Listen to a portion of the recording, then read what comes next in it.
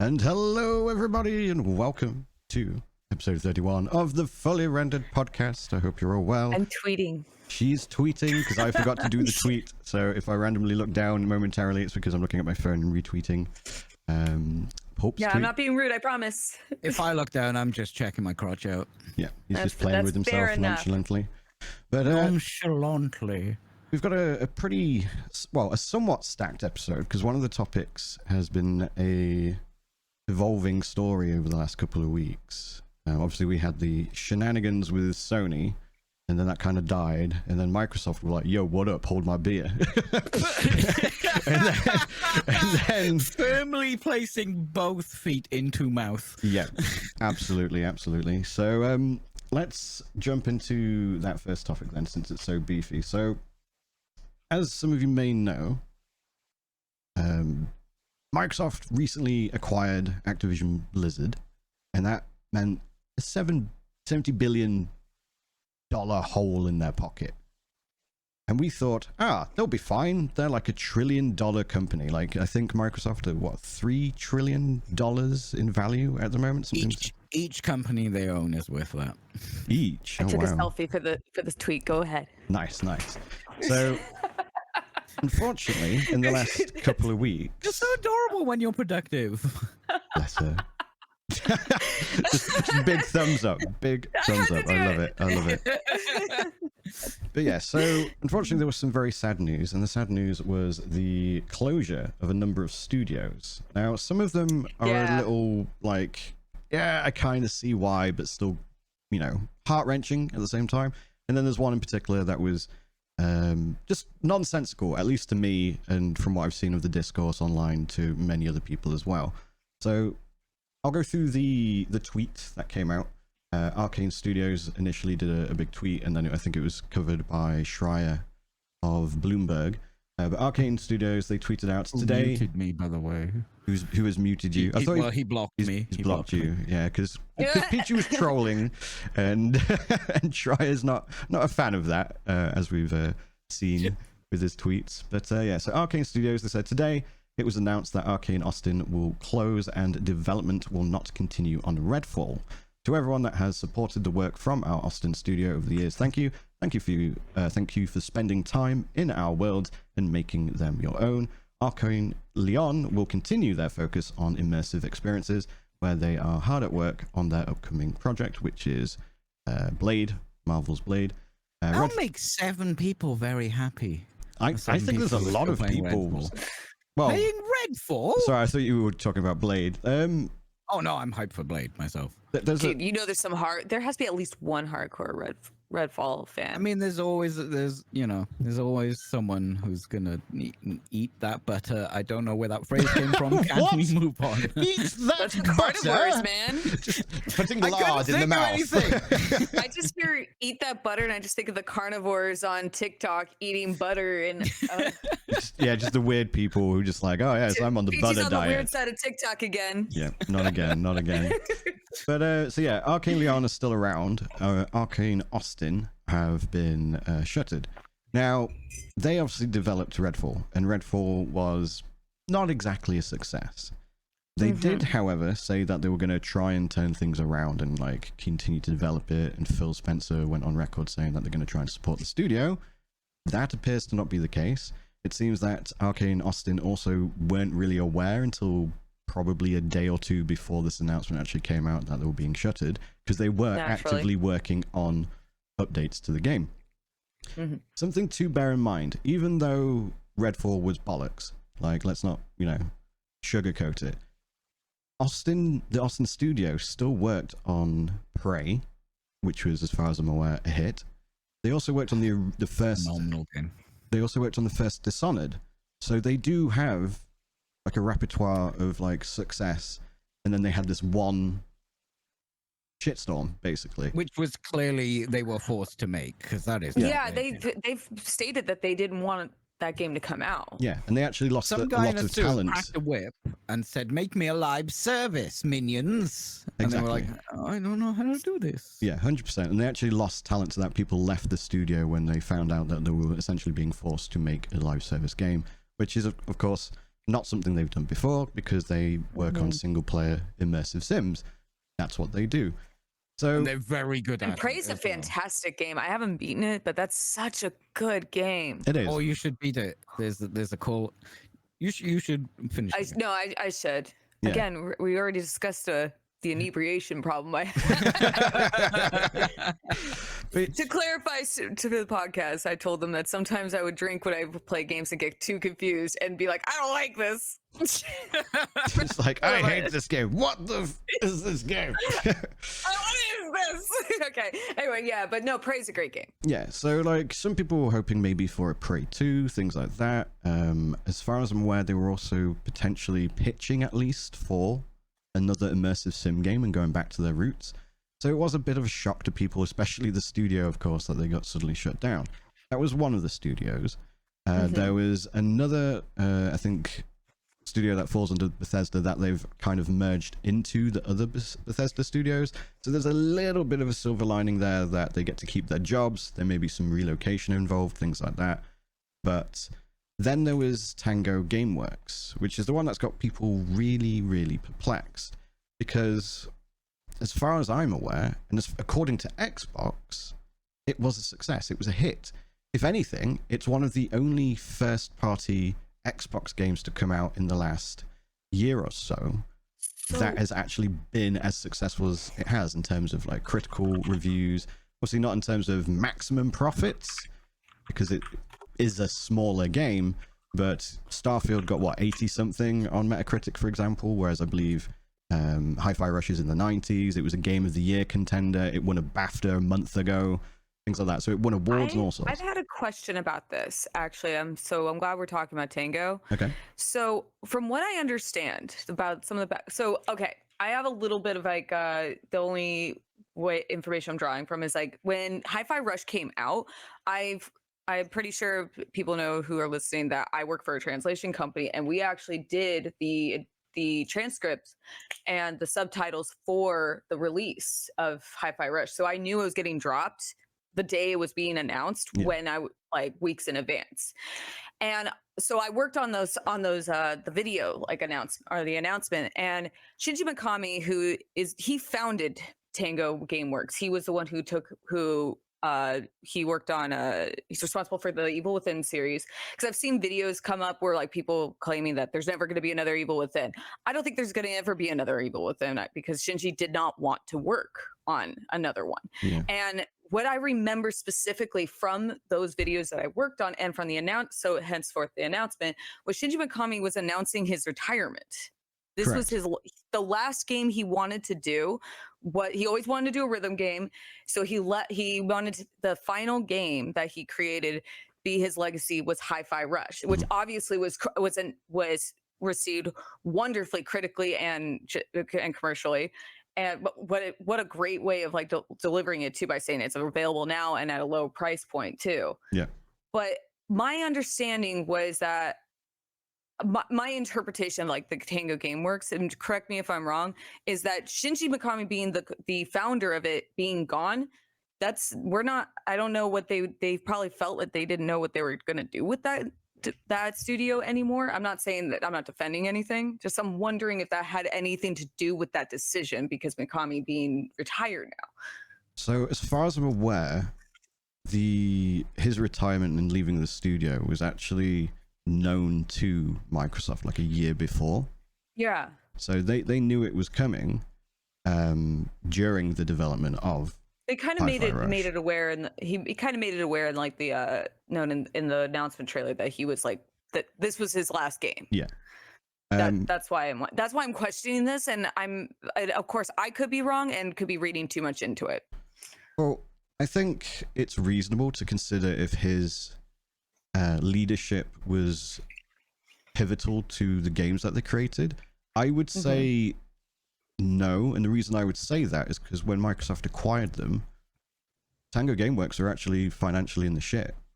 They were like, I think it was in 2019 it was founded, and then by 2021 is when Microsoft acquired them.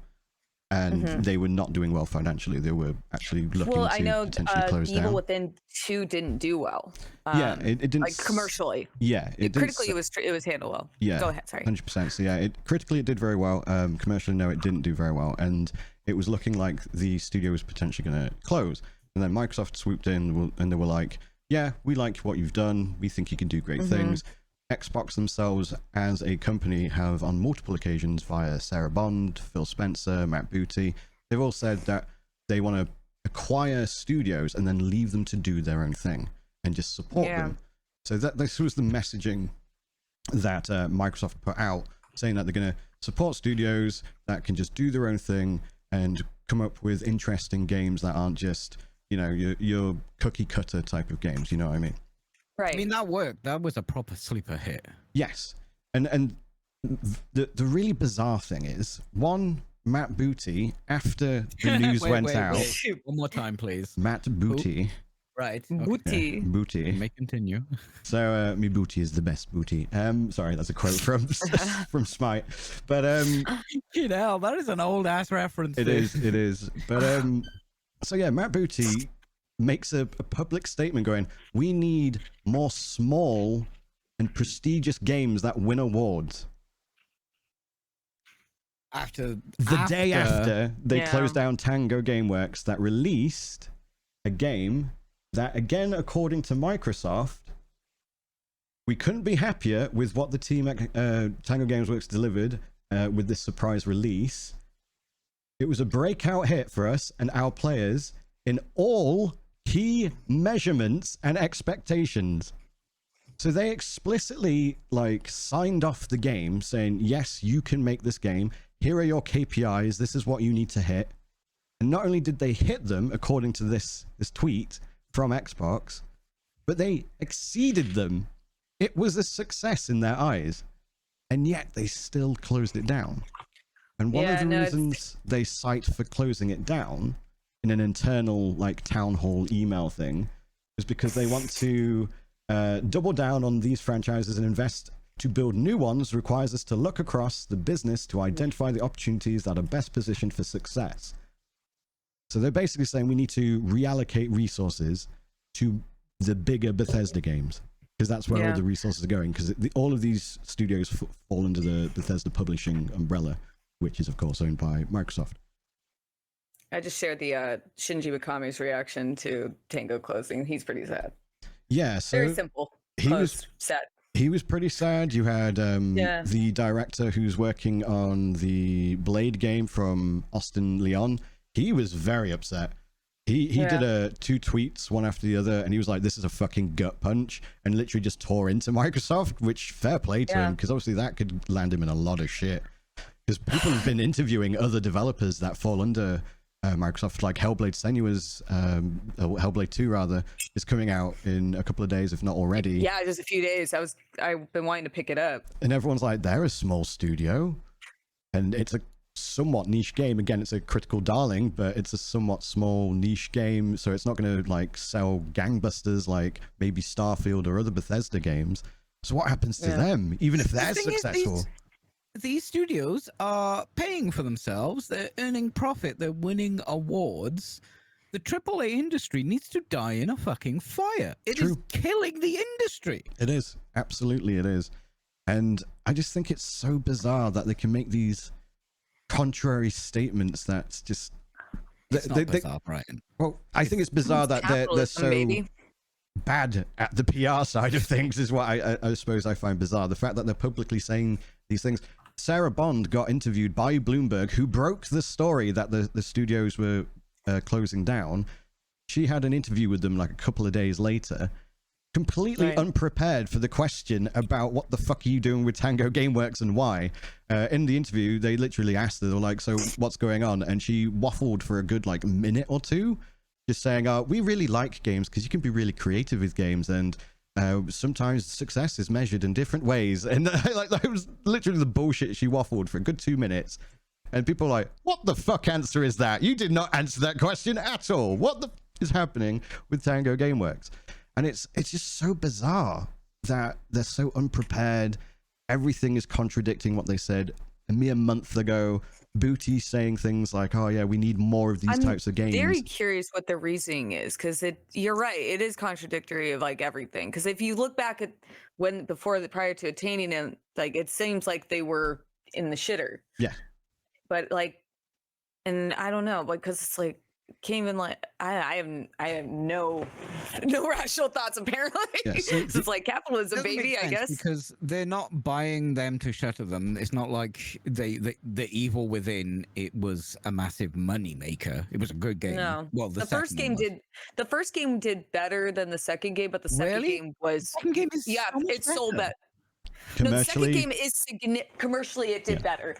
Okay. I agree with you. The second one's significantly better, but the first one commercially did extremely well. I remember like a lot of YouTubers were streaming it or were doing Let's Plays of it, and that probably contributed to it being commercially selling so well. They did do Ghostwire Tokyo as well, which was kind of which middle it of the was road. pretty it wasn't the greatest. Oh, it's on the cusp of brilliant. It's on the cusp.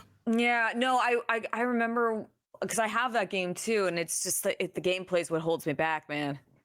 Yeah, it was very monotonous. Just needed a couple more passes on that gameplay loop. That's all they needed, and it would have been just a 5-star game all around. People were kind of hoping for a second one and that they would learn from the mistakes of the first one, because there was definitely a good foundation there in terms of like the art style and things like that. And the themes. I still think it's worth playing. It's just the gameplay loop is a slog. 100%. Yeah, I agree. It's there's been internal like memos and stuff. Obviously, I briefly mentioned that one of the reasons is because they want to redirect resources to like mainstay Bethesda games like your Fallouts, your Starfields, etc. But when it's like, yeah, but Starfield was kind of mid. Let's be real. I know there's a Starfield fan ready in the comments who's gonna throw a massive wobbly at hearing that, but that is the reality of the situation. They had a recent update, then I've been told that it's a little bit better now, but it's they've added still, maps and things and like basic quality of life, but it is still Starfield, yeah. And as outside of that, there hasn't really been any big successful Bethesda games. The biggest successes under the Bethesda umbrella have been Tango Gameworks' game, Hi-Fi Rush. So again, you've got these contradicting messaging and things like that. Another thing was I think it was Sarah Bond, and she said that basically they had too many studios for their executive team to manage. So they were like, so why did you buy them up? Yeah, so it's like, no, fire the executives. Yeah, so it's like, they're the problem. Why did you buy them? And if it was too much, why didn't you just get more people in? Like, yeah. Sony have literally just done that. Different solutions. Like Jim Ryan's obviously now not at Sony anymore, and he's been replaced by two CEOs. More people, the CEOs don't get their pay cut. Well, that's what I'm saying. Sony they don't have get their raises. That's what Sony have done. Jim Ryan's left, and he's been replaced by two people because he had remarked in the past it was really difficult for him to manage like the Western side of Sony Interactive Entertainment and also the East Asian side. So now they've got one person who's looking after the software side of things. Can't remember his name, something Hurst, I believe. And then they've got a Japanese bloke who's looking after the hardware side of things. So they've managed to go, okay, we're understaffed at an executive level. Let's get more executives in. Why didn't Xbox do that? Because surely that wouldn't be a PR disaster. Because I think Xbox have really taken a heavy blow from this. Again, based on the discourse that I've seen, even like the normies, the people who only see these things like on Facebook with a Minions meme beside it and things like that are going, huh? But why? Kind of thing. Like, why are these games shutting down? I just think it's really, it's to somewhat iterate on what Peachy said. I just think it's really bad for the gaming industry as a whole. Because imagine these developers that are smaller, that have been acquired by Xbox. How are they feeling now? How are they feeling developing a game that is... They have no idea what to do. Yeah, they're going to release a game. It's going to be a smash hit. They might still lose their job, though. It's just like they have no job security now. The morale of the other studios must be at an all-time low for anyone who's under the Xbox umbrella. Right. The problem I'd is be worried for my job if I was them. 100%. studios need to be given the ability to fail. Like not every game can be amazing. Studios need time to It's impossible. ferment and grow and make their magnum opus, whatever that might be.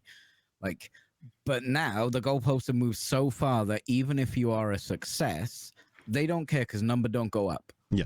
There's no Or it growth. goes up, but it doesn't go up for them. Do you know what I mean? Yeah. Like, I agree. all these giant companies are banking on exponential growth, which does not and will not ever exist. 100%.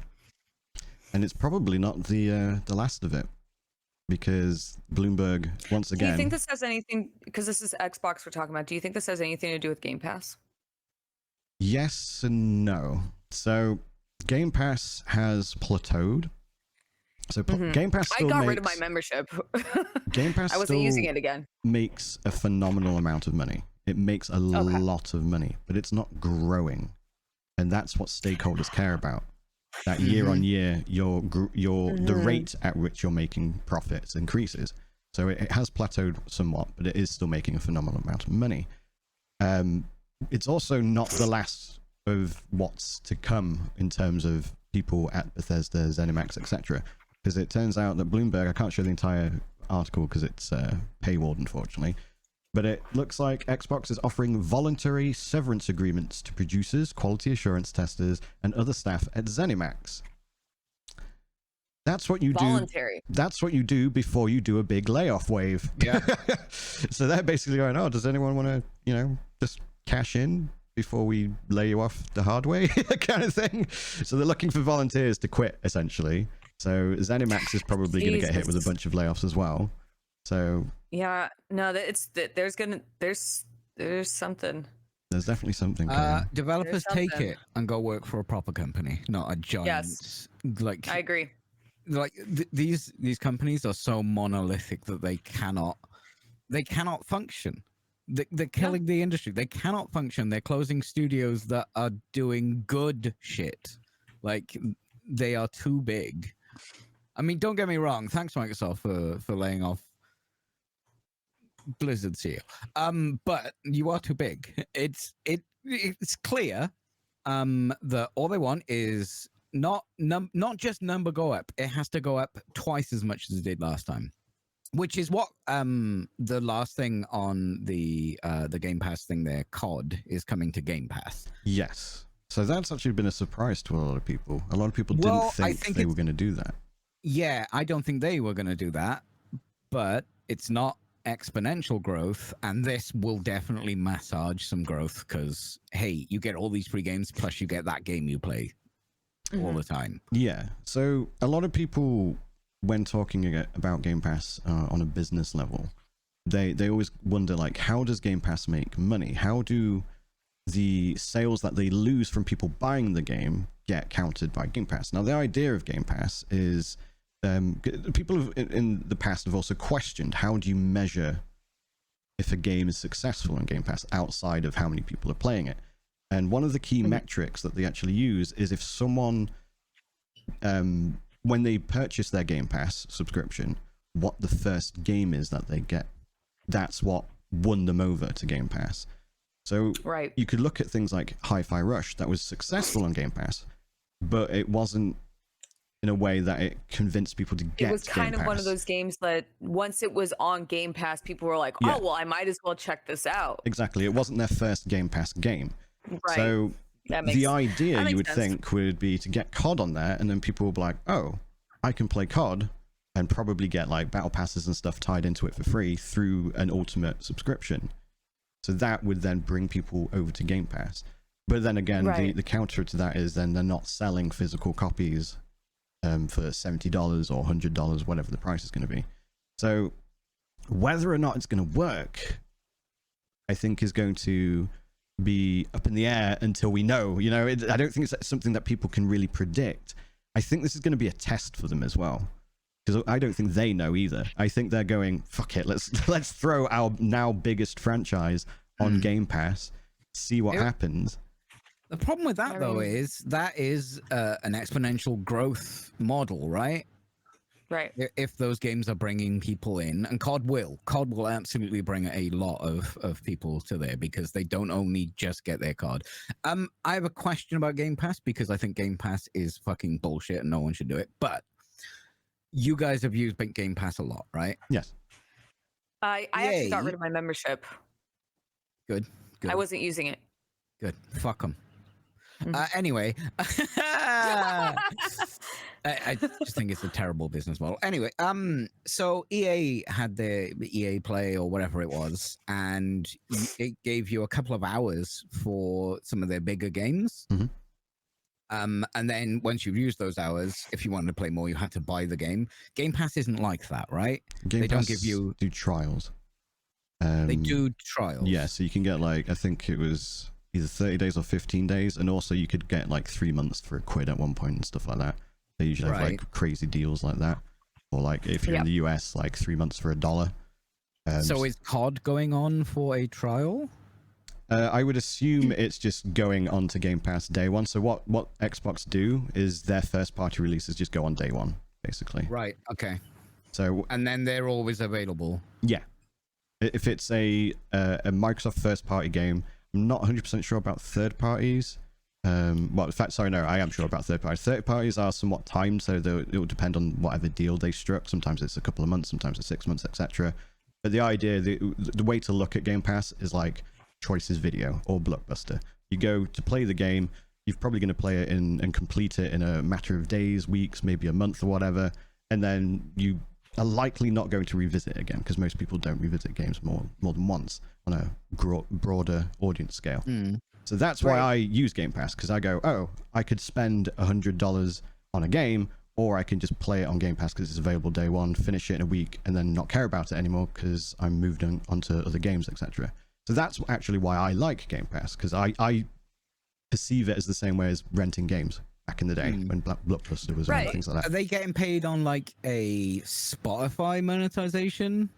So per hour, like with third parties, I think a deal is made. They will come up amount of money. It's kind of like exclusives with Epic Game Stores or whatever. They'll go, okay, we'll give you a big bag of money, and hopefully your game will bring people over to Game Pass and so on. It won't. Right. I mean, obviously, it does depend on the game and things like that. The thing, I mean, I got rid of my Game Pass because it's the second time I've had it, and I got rid of it. I just personally like all my games in one spot, so I don't like having all these different launchers as it is. That's fine. And when it comes to games, like I mean, I know I'll never own them, but but I feel like I don't own the game, or I feel like there's less long like permanence with it on Game Pass, where it's like if they decide to take it off Game Pass, I don't have access to the game anymore, which is fine. That's their prerogative. But if I prefer to have some more like permanence of possessing the game and having it in one place. It's like preferably like my Steam library. And I also just forgot I had Game Pass constantly. Yeah, that's where they get you really. It's the subscription. I think how you approach Game Pass has like how your mindset when you approach Game Pass is what defines whether you think it's good or bad or not. There's absolutely a value in it as a consumer. If like you don't have the money to be, staying on top of new releases, and it gives you an opportunity to play. Like I know, for example, I was playing the Persona 3 Reload, and that was available on Game Pass right off the bat. Yeah. So if I didn't have the finances to pick up the game, that was an option for me for $10 a month. Yeah. And that's the thing as well. The problem I have with that idea is a lot of those big games are kind of shit. There is no big AAA that is only made for you. Do you know what I mean? It is a game made for as many people as possible to get eyes on it, people playing it, money in, the broadest audience possible. The game for you isn't that. The game for you is way more niche and targeted at you. And those games exist for like 12 quid. And like, I understand that. I'm more speaking like from the consumer standpoint, just like, hey, I don't have $60, $70 to buy a game, and if it's available on Game Pass, I could see where the value is for them. Yeah. And I'm not saying that that's going to be like their end all be all game, but like Hi-Fi Rush is one of those games that a lot of people probably wasn't going to pick it up, but when it was available on Game Pass, that's when they took a dive on it. I mean, a good example is ended up Power World. liking it. If you need a good example of a smaller game, that's right, it was on Power World. Yeah, a lot of people probably did get about that. Game Pass for Power World. Game Pass actually has a massive library of games and a lot of indies and stuff on there as well. It's not just AAA games. So that is something to bear in mind. How are they getting paid? If they're all getting a deal, it doesn't matter how many people play them. Doesn't matter how I imagine they're not getting the game is. I mean, the best way to support a developer would be to purchase the game directly through through but Steam. Then you're talking your subscription plus buying the game that you got for free, right? That's anti-consumer. So No, I know. I don't know. I just don't there's like no the right whole answer concept. to that. No, you're right. Because the games I like, people think are shit, and the games other people like, I think are shit. Like it's obviously subjective. Right, and I like I think sometimes some people want to try before they buy, and if the game is available on Game Pass, then it gives them the opportunity to try something first and be like, you know what, I really like this, I want to play the game, and instead of dropping $80. Yeah. Well, when we get to the second part, we can talk about one of my regrets. Yeah, it's true. And that's what I'm trying to get at is like there's really no right or wrong answer here. Where it's like it absolutely isn't going to be like pro consumer when it comes to like having a subscription then paying for the game up front. But it's like we kind of use the same logic with Spotify. Like I don't use Spotify. I never have. I've used to work closely in the music industry, so I don't really like to support this was even back with like Pandora and iHeartRadio. When I learned how little the compensation the bands were getting, so I've always either bought directly from bands, go to shows, or buy albums directly like off iTunes. I still use iTunes. I do, but you can extend that same logic with Spotify. You can go on there and say like, hey, I like this new album, and it will lend you to go to the show, see the band live, and maybe you'll pick up a hard copy or like a vinyl of the album. So it's like, while it's not really the most economical way of going about things, it is something that works for a lot of people. Not everyone wants to take video games don't have that, do they? They don't have. You can't go to the developer's gig. No. So and if you buy their merch, it's a great resource for people who, like, I've gone on, like, I think Scorn was on there, and I was thinking of picking that up. I didn't end up playing Scorn, but it's cool game. Yeah, no, I was going to buy it, and then I think it was when it was getting kind of mixed reviews, I just held off on it, and then I just never got around to it. But I know that eventually came to Game Pass, and as somebody who wasn't sure about wanting to put forth, because I buy too many games up front, and I'm trying to be a little bit more reserved with like my purchases right now because it's the economy. But when it comes to when it came to that, like when I saw it on Game Pass, and I had Game Pass at the time, it was one of those times where, I was looking at this game. There was no demo available for me, but now I'd like to take a look at this. And it gives me that option to play through the game. And if I like it enough, not everyone's going to think the same way, but I'm the kind of person I like to compensate to the creator, like the bands or the developers. So you're not the only one. It is like statistically something a fair bit of people do. If they do like a game, they will end up there are people who pirate games and then go, you know what, I actually like this, and then they buy it. Yeah, I like to I was talking the other night about Psychonauts, for example. Like I have multiple copies of it, and it's kind of joking about like, oh, I forgot what I own. But in reality, it's like I like to support games or projects or developers, creators in things that I like. So in the case of like every time like Psychonauts would be available on like Steam, and I think I got a copy for free from another like platform. So I think I have 2 copies on my computer, and I have a hard copy and all this, and on my PlayStation. It's like, yeah, I keep getting them because I want to give Double Fine. Double Fine, like I want to give them the money and be like, I like this, keep making shit like this, it's good. 100%. And even if it's just one person doing that, that's fine. Like at least like I like to feel like my money is going directly to support them. But if I have never heard of the game before, Game Pass is a nice option to like expand your, The problem with your that, engagement. I agree with everything you said, but Mhm. obviously I think different about some things. Of course. It kind of makes video games disposable, and I'm firmly of the belief that video games are art.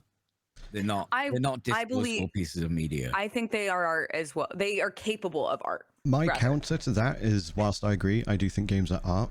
I think the vast majority of the people on the planet do think they're disposable. Most people will play a game once, but is that and then they'll not go back to it. It's still a hobby for a lot of people. That's also the other thing, is that it's still a hobby for a lot of people. Like and they have to spend like for the average consumer, they can't be buying like 10 or 15 games a month. They have to, and they shouldn't be. They shouldn't be. This is like everyone, myself included, is being preyed upon by giant corporations pushing disposable, like they are treating them disposable, so ergo people think they're disposable. And I agree. I understand that. There's AAA games that I've played, once, as you play a game once, and it's good for that. But there are indie titles, smaller games that I have hundreds of hours in. Yeah, no, 100%. But not everyone. The majority of gamers, to use the buzzword. Hang on, sorry. I was waiting for it. There we go. So the majority of gamers, their habits are significantly different to people like us, the three of us, the people that we have in our Twitch chats, things like that. The vast majority of gamers don't care about the developers. They don't care about the publisher. They don't care about where the game has come from, who designed it, if it was made by humans. They are buying entertainment and expect to be entertained by it. So a lot of people are also not as tuned in to what's going on in within the industry. Like they see game and go like, yes. Yeah. You want game. They see a trailer and they go, cool, have my money. Cool, this looks awesome. And like, how many times do you see people complain about some of the most pettiest things about games? They're not obviously some of those are not going to be the ones worrying about the behind the scenes when it comes to the development process. It's like, I want good graphics. They're wrong, but they're also the majority of people playing the games. And the AAAs are catering to that. That's why don't buy AAA. That's why AAA does so well. Because people see pretty graphics and that's all they want. Yeah, I think it's killing the industry. I agree completely, but I think it's a battle that you won't win because that doesn't mean I'm not going to carry on. Oh no, you can advocate for it, but also something to consider is also different economical climates. There are going to be people who make $10 a month. Obviously, that's a slight exaggeration, but in certain parts of the globe, and $10 a month for gaming. Yeah, how about that? That'll do. Yeah. And they can't. Economy. Sorry. Is that not a false economy? Oh yeah, I played a game, but you don't get to play it after that point. But they only play it once and then they move on. That's the point I'm making. It's like renting a game from Blockbuster. You get the game, you complete it in the time period that you rented it for, 5 days for a $5 or whatever, and then you get another game next time you go to Blockbuster. These people are paying $10 for a month of Game Pass, and they can go through multiple games in that month. Yeah. Sometimes and these are people like they're people who that's all they can spare right now is just $10 a month, and they can't buy they don't have the superfluous funding to be buying like all these games off Steam or keeping up with like the latest system, like Nintendo releases. Maybe that's all they have is Game Pass. Well, what I'm saying is they're not only losing money because that is just throwing money away. You're not getting you're getting 5 minutes for that, like that's a disposable lighter, and because it's all AAA and everything that's pushed in their face, they're not actually. But if that's the benefit for them, that's the benefit for them. But it's not a benefit. It's only a benefit because that's what they're told to do by giant companies who have no fucking idea how to even run themselves at this point. I can't say I'd agree with that because if you've got $10, there are a lot of games on Steam that you can buy and have in your library. And I know technically you don't own it, but every game that has been taken off Steam, I still have, and I can still. Well, I know Game Pass is also available on the Xbox system. So, and there are some people who probably would be only owning an Xbox. They might not even have a PC. Yeah, console is the bigger market as well. Yeah. Yeah, and And you got to bear in mind, you that's the can get benefit hundreds that- of hours on a game still in the time period that you're renting that game. I know when Game Pass came out, there was like there still are only certain games that came out for console. True. I'm just saying there are Like better Fable games, 2. better experience, better games specifically aimed at you for less money than you're paying for a subscription. I'm not. Do bear I'm in not mind that debating. they're not exclusive to Game Pass, a lot of these games as well. So I'm not. I'm, is just That's the how cheaper people one. are playing them, right? I'm not disagreeing with that. I'm just trying to put myself in the position of like somebody who I have $10 a month, and I would like to get more bang for my buck. And if that is the perception that Game Pass gives them, then they're going to go buy into that instead of buying, Because of all the spending it on- bullshit that's being and- pushed by giant publishers. I understand that, but we're talking about like a casual gamer or somebody who doesn't actually like. They might not even have Steam. Yeah, Some people might. Their behavior isn't controlled by how the publishers are marketing the game. It's controlled by how much money they've got. They see Game Pass and they go, I can get many games in this. Like, let's say you get 1 month subscription, you don't renew it. $10, you can play as many games as you like, try as many games as you like, play them for as long as you like, of varying sizes, AAA $70 games, all the way down to like $5 games, etc.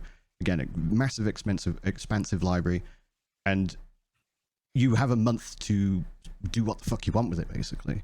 So a lot of people are going to go, well, I just spent $10 and just played through the entirety of 3 AAA games. That's just saved me $160 or whatever, kind of thing. They could have played multiple multiplayer games where they've jumped in, they got in the hype, say maybe a live service game like Halo Infinite multiplayer. They play it for a month and then they go, well, I'm done, I've collected it, I've done the battle pass, I'm not going to move on to another game. They've just spent hundreds of hours in that game for the sake of $10. And if it's, like I said, a single player experience, more often than not, they play it for 2 weeks, they complete it, they will forget about the game. They'll go, oh yeah, I loved that experience. But they're not interested in going, oh, I no longer have it to revisit it again, because they don't have the intention of revisiting it in the first place. Right. Because as far as they're concerned, that game is disposable. Well, no, they game just don't want to play it again. There are games, for example, that I've played once and I'd never go back to. Like, there's many games that I don't like that. I want to. I mean, okay. this is the same. You could use the same argument with any streaming service too. Something like different, because Spotify, that's a good like measurement, because that is quite disposable because it's always there, and I go and just listen to that when I want. But like a book, you can read a book over and over again. I don't think I have one book that I have only read once. Yeah, but that's you. What I'm saying is, you are in a minority of how you. But if you look at your Mills and Boon, which is designed to be disposable, it's not as good as something well crafted that is going to make you play again and give you stuff that is not just front and center, that has some depth to it, that makes you want to go back and learn new things when you read it again or play it again. So are you saying that because a game is on Game Pass, it's not going to be developed as well as a game that isn't offered on Game Pass? I think that the trend would be to make a disposable experience that you go, that was good, like a popcorn movie, and that's it, and then you forget about it. And that is to the detriment of the art.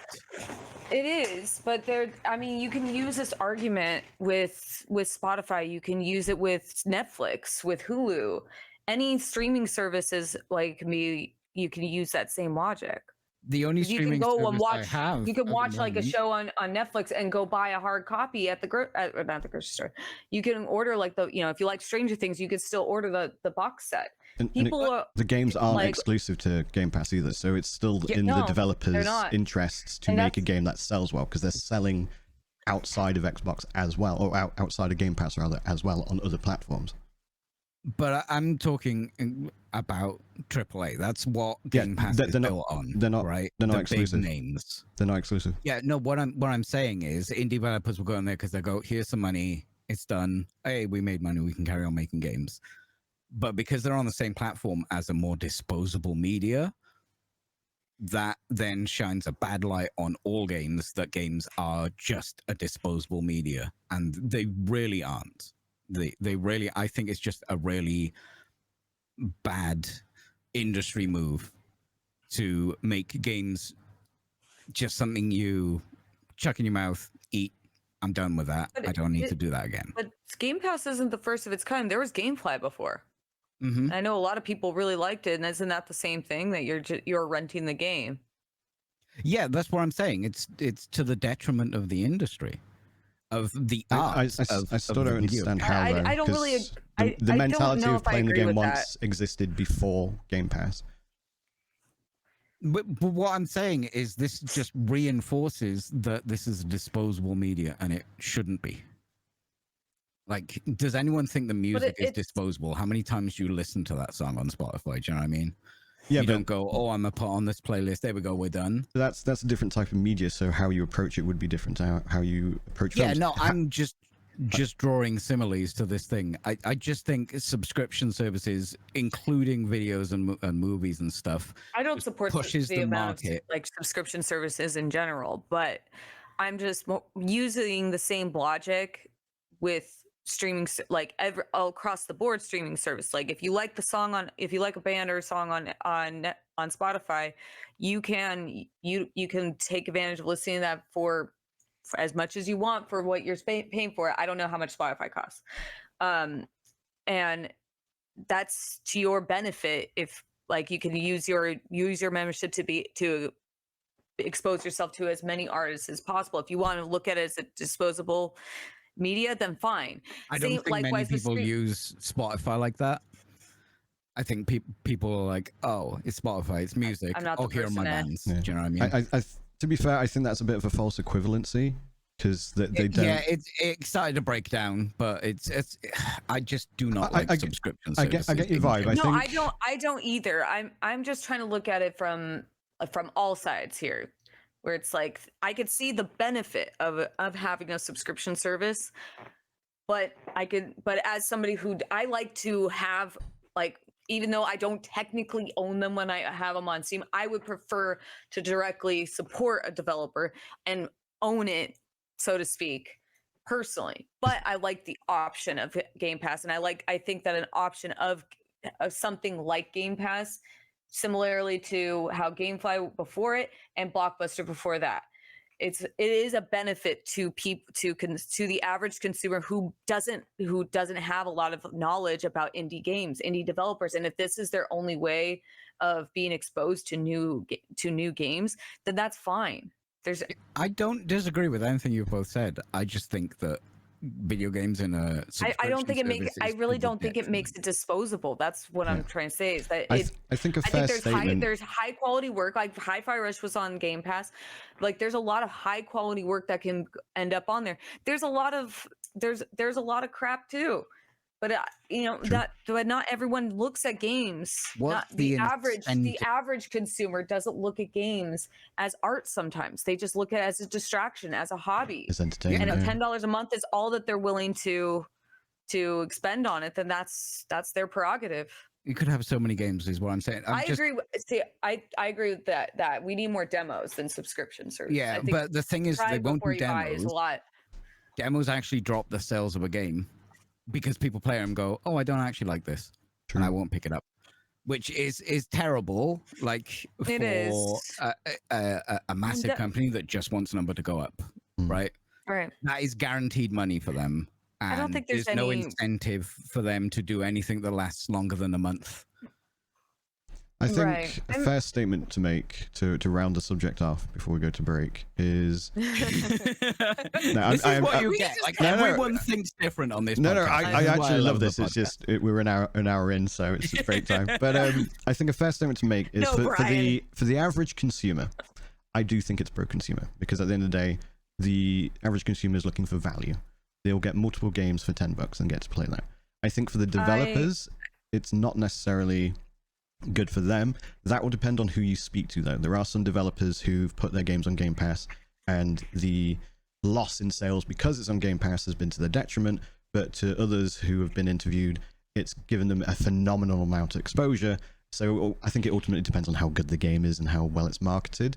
So it can be bad for developers. I would certainly agree with that. It's not guaranteed. Mileage may vary in that regard, but overall, I would say it's fair to say for the average consumer, it's good value because of how much you can get out of it for such a small amount of money. One thing that might piss you off, though, Did you know last episode I talked about how Zelnick's bonus would have paid for like an entire year of all the employees that got let off? Yeah. Someone worked out how much Kotick's golden parachute would have funded these studios. Oh no. 17 years. I knew that was going to break him. So for those who don't know, the commercial. Bobby Kotick is a wanker, but he also put into his contract that if he was ever like forced to leave, sacked, whatever, basically if he never left on his own terms, as it were, he was guaranteed a massive payout, billions of dollars kind of thing. And his payout for him to leave could fund 17 years of 1,900 people who got laid off. Oh my god. Yeah. So we're gonna go to the break. I'm so mad right now. I know. I figured I'd drop that bombshell. But yes, we're gonna go to the break. Mics will be hot. Go get yourselves a drink.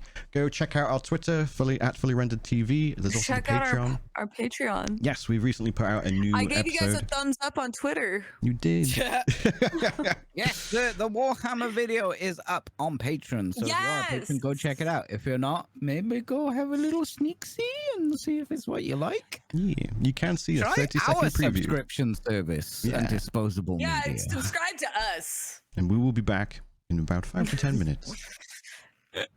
How long until we get gender reveal nukes? Pink mushroom clouds for girls, blue for boys. So, that's Fallout. Welcome back to part 2 of episode 31. If you want to know what we're talking about with regards to gender reveals, you should probably check out our Patreon, where you get to see the completely unedited version of the episode.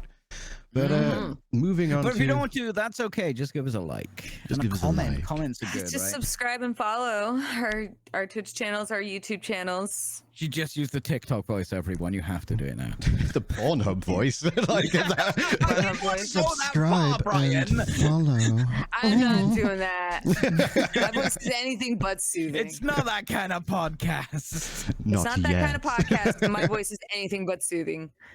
I think you could soothe a baby to sleep.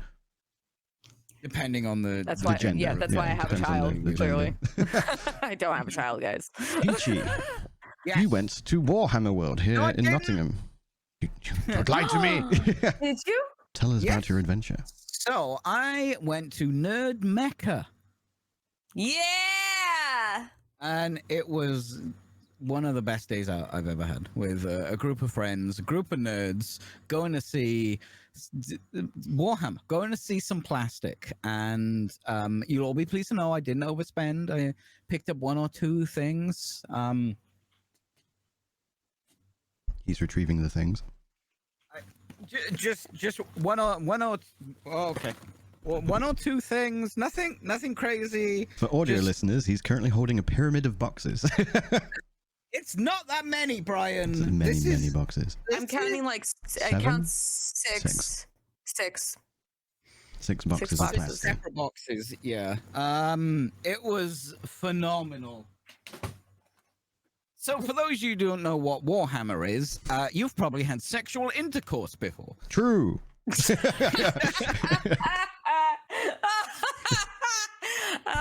It's true.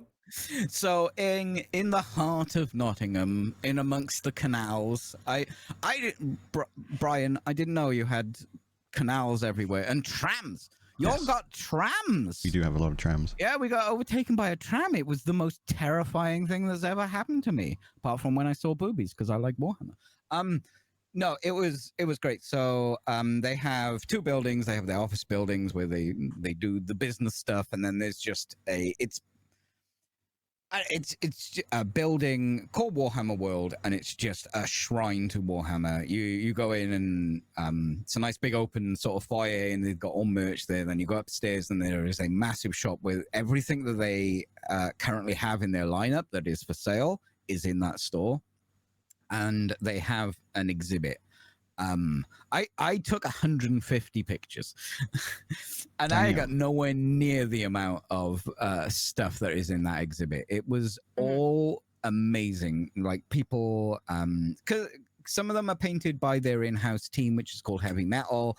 They have community members paint and put their stuff in. Competition winners, from all levels of painting as well. We're talking like tabletop ready, where you slap some colors on it. I tell you what, tabletop ready when you've got a full army, because some of these exhibits are just so big. It's crazy how many little war dollies are in these things.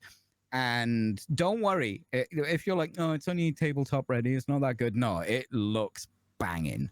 And you've got tabletop next to like amateur painters trying their best, next to the professional heavy metal team, and then you've got Golden Demon winning paintings, and every single one of them is just a joy to behold. I saw so much plastic.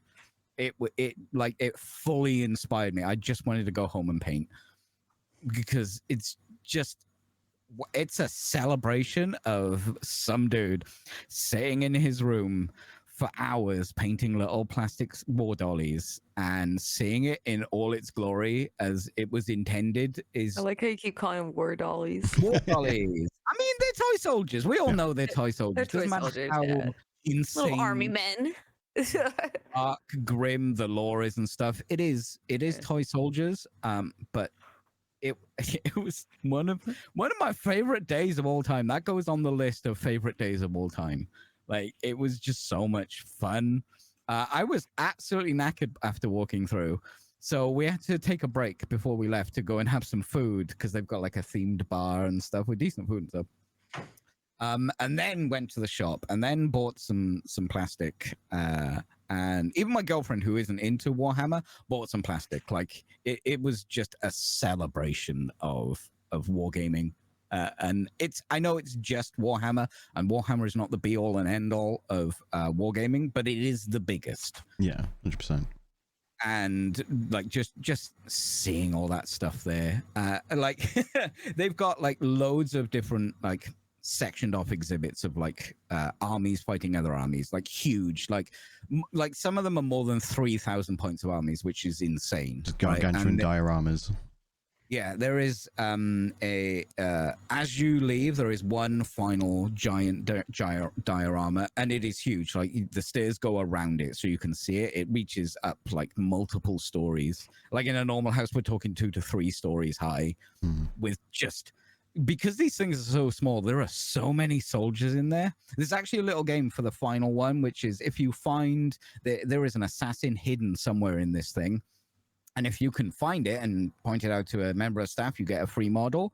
Cool. Well, after a couple of minutes of looking, I was like, I'm no longer looking, because this is insane. It like a square meter of one of this thing had like hundreds of soldiers in it. It was absolutely insane.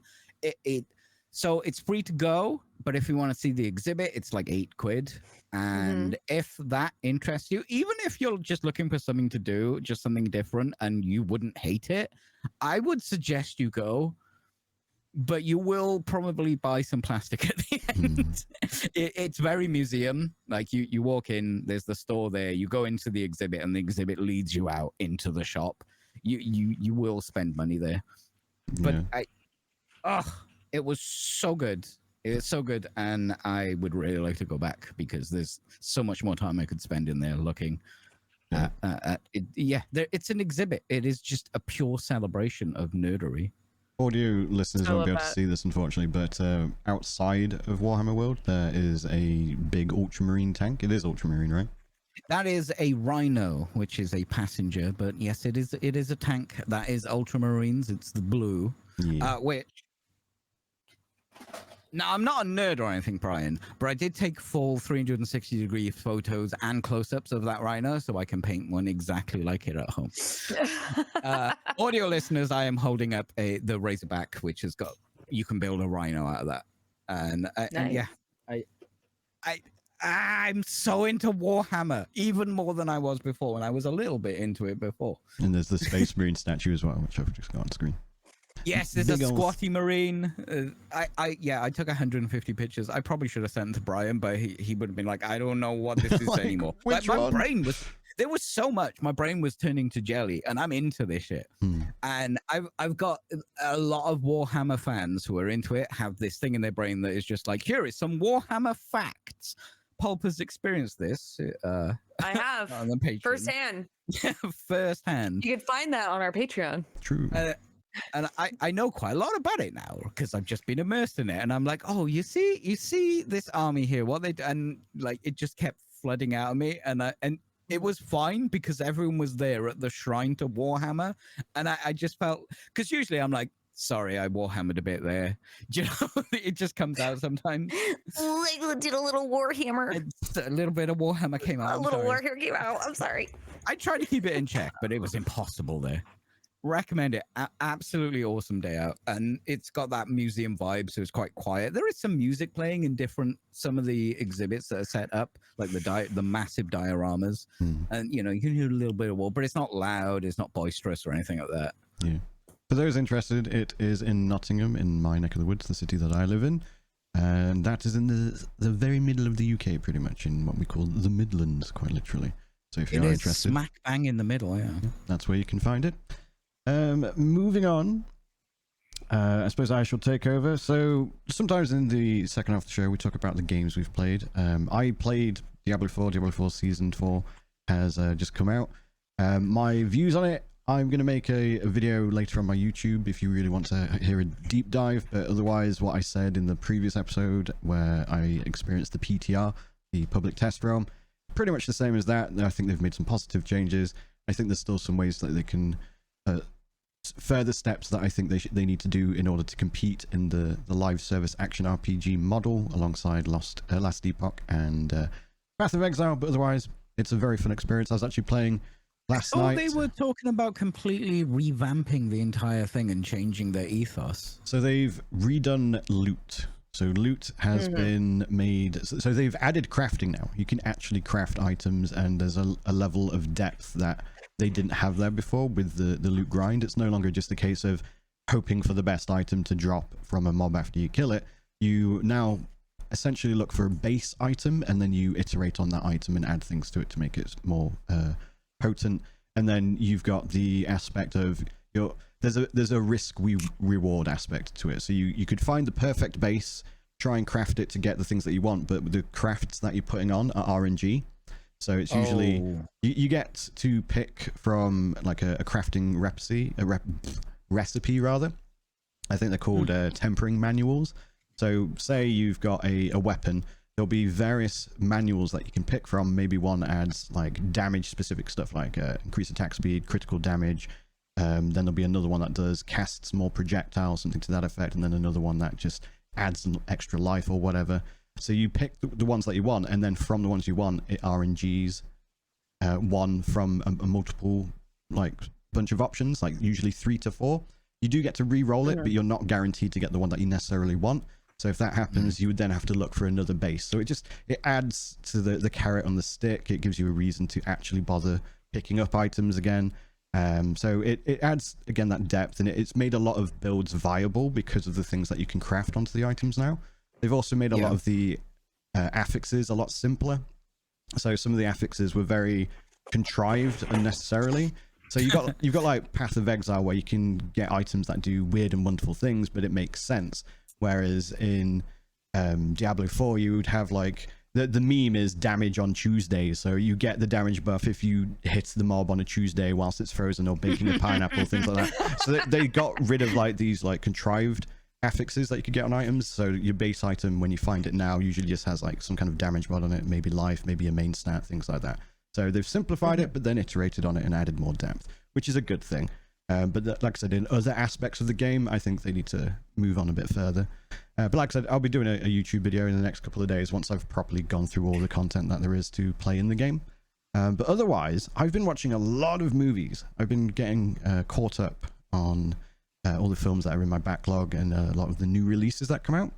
A lot of primate-based things on that list, Brian. I noticed that. That was purely coincidental, to be fair. One of them was Monkey Man, which is directed by Dev Patel. So he was in Slumdog Millionaire. He was like the young teenager in that. He was in Skins, for those familiar. Was he the Slumdog? I believe so, yes. He was the slumdog who became a millionaire. I think the premise of that movie is he won the lottery in India or whatever, so he ended up leaving the slums and whatnot.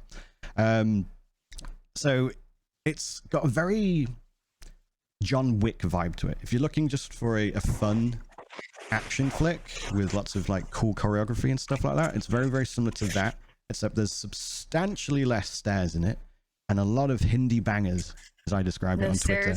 No stairs. Thanks. There's no falling down 20 sets of stairs like in John Wick 4 or anything like that. Then no, thank you. I'm only here for stairs. Don't want it. But yeah, it's actually really good. The soundtrack was phenomenal. Like I said, there was lots of like it was quite varied. There was a bit of metal. There was just some like straight up like Hindi style music and things like that. It certainly expanded my repertoire of music. But all round, just a fun film. Definitely recommend it.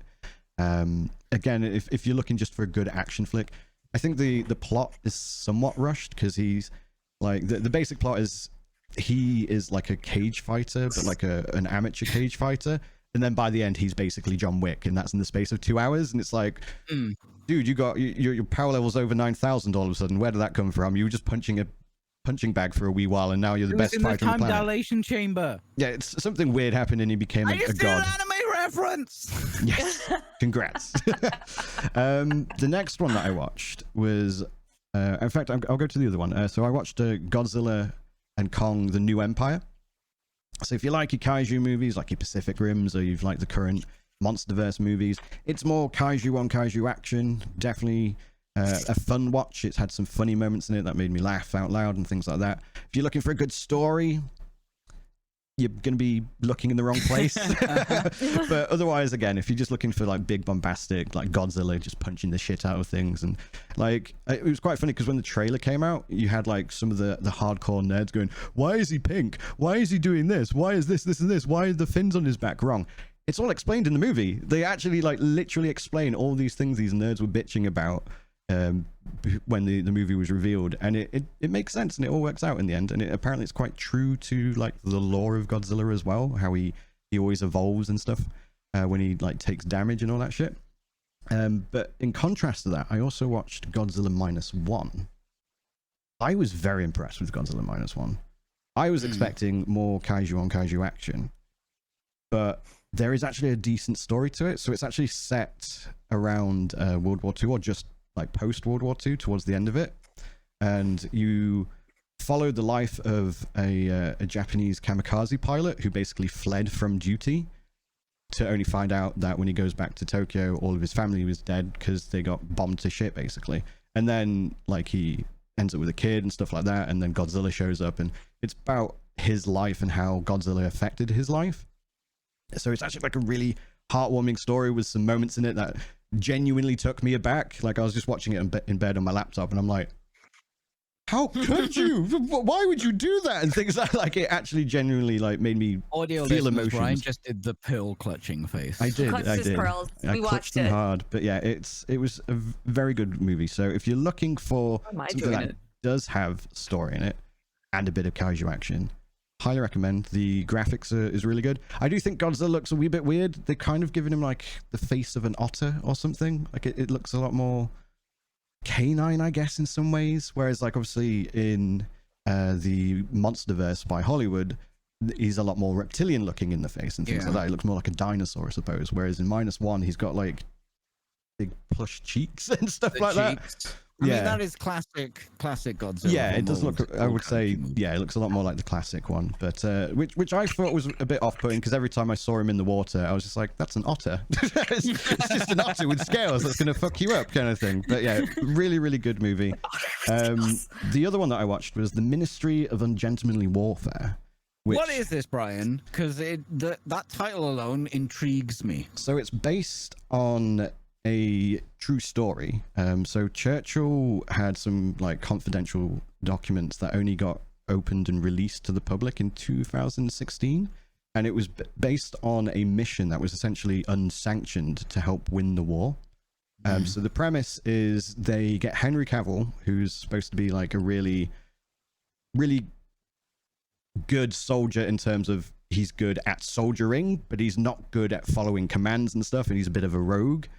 So they actually take him out of jail because he did something to get a court martial. And they're like, we actually need you to do this they mission. Went A-team? Let's go. Essentially. So they get him, and he needs to go to a certain part of, I think it was in Spain somewhere, in a neutral territory where the Nazis are supplying the U-boats in the Pacific, which were preventing the Americans to join the war.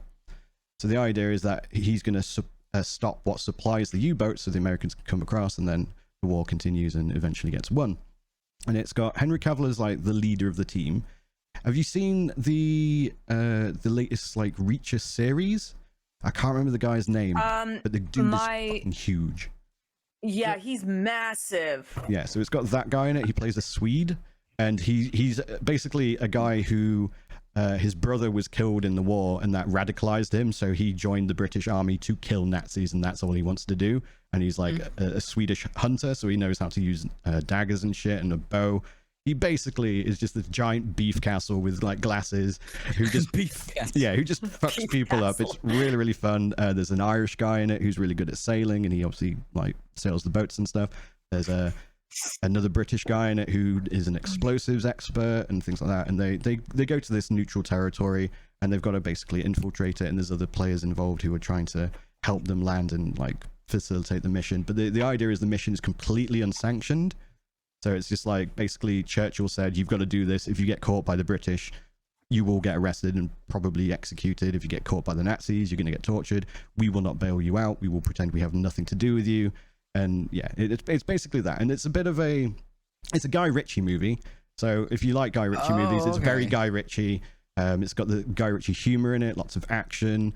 And I'm a fan of Guy Ritchie movies. They always entertain me, like Lock, Stock and Two Smoking Barrels and such. Like I'm a big fan of those movies. So very much enjoyable. Not something I would probably watch more than once. I very rarely watch movies more than once, but it's a movie that I did watch and enjoyed enough to say, yeah, thumbs up, and recommend it to other people. So if you are looking for some new movies, they are the movies that I would recommend to you. That sounds cool. You've been playing Stellar Blade. Oy. Okay, so before we start the podcast, I had to explain. This is going to be good when it starts like that.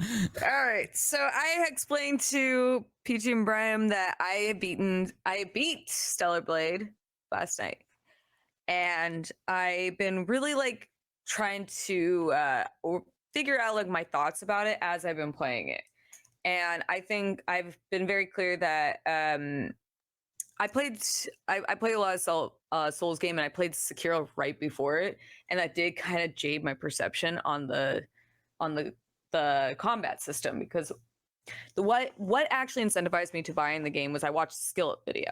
I was already worried, like interested in it, and I saw that story was weak, the voice acting was pretty flat, but the combat was great. I full-heartedly disagree that it is not the greatest. I think it's fun when it works. And a lot of it is that there's just, I don't think, I didn't have as much fun as I was expecting. And I bought the digital deluxe edition, and talking about Game Pass earlier. This is why I said like, there's something I regretted, and I regretted spending $80 on the game. I would have rather waited until maybe a little bit less. I also got the worst ending, so I have a lot of I'm very salty about that. And I looked up, apparently you could get 2 endings in one playthrough. I somehow managed to screw that up.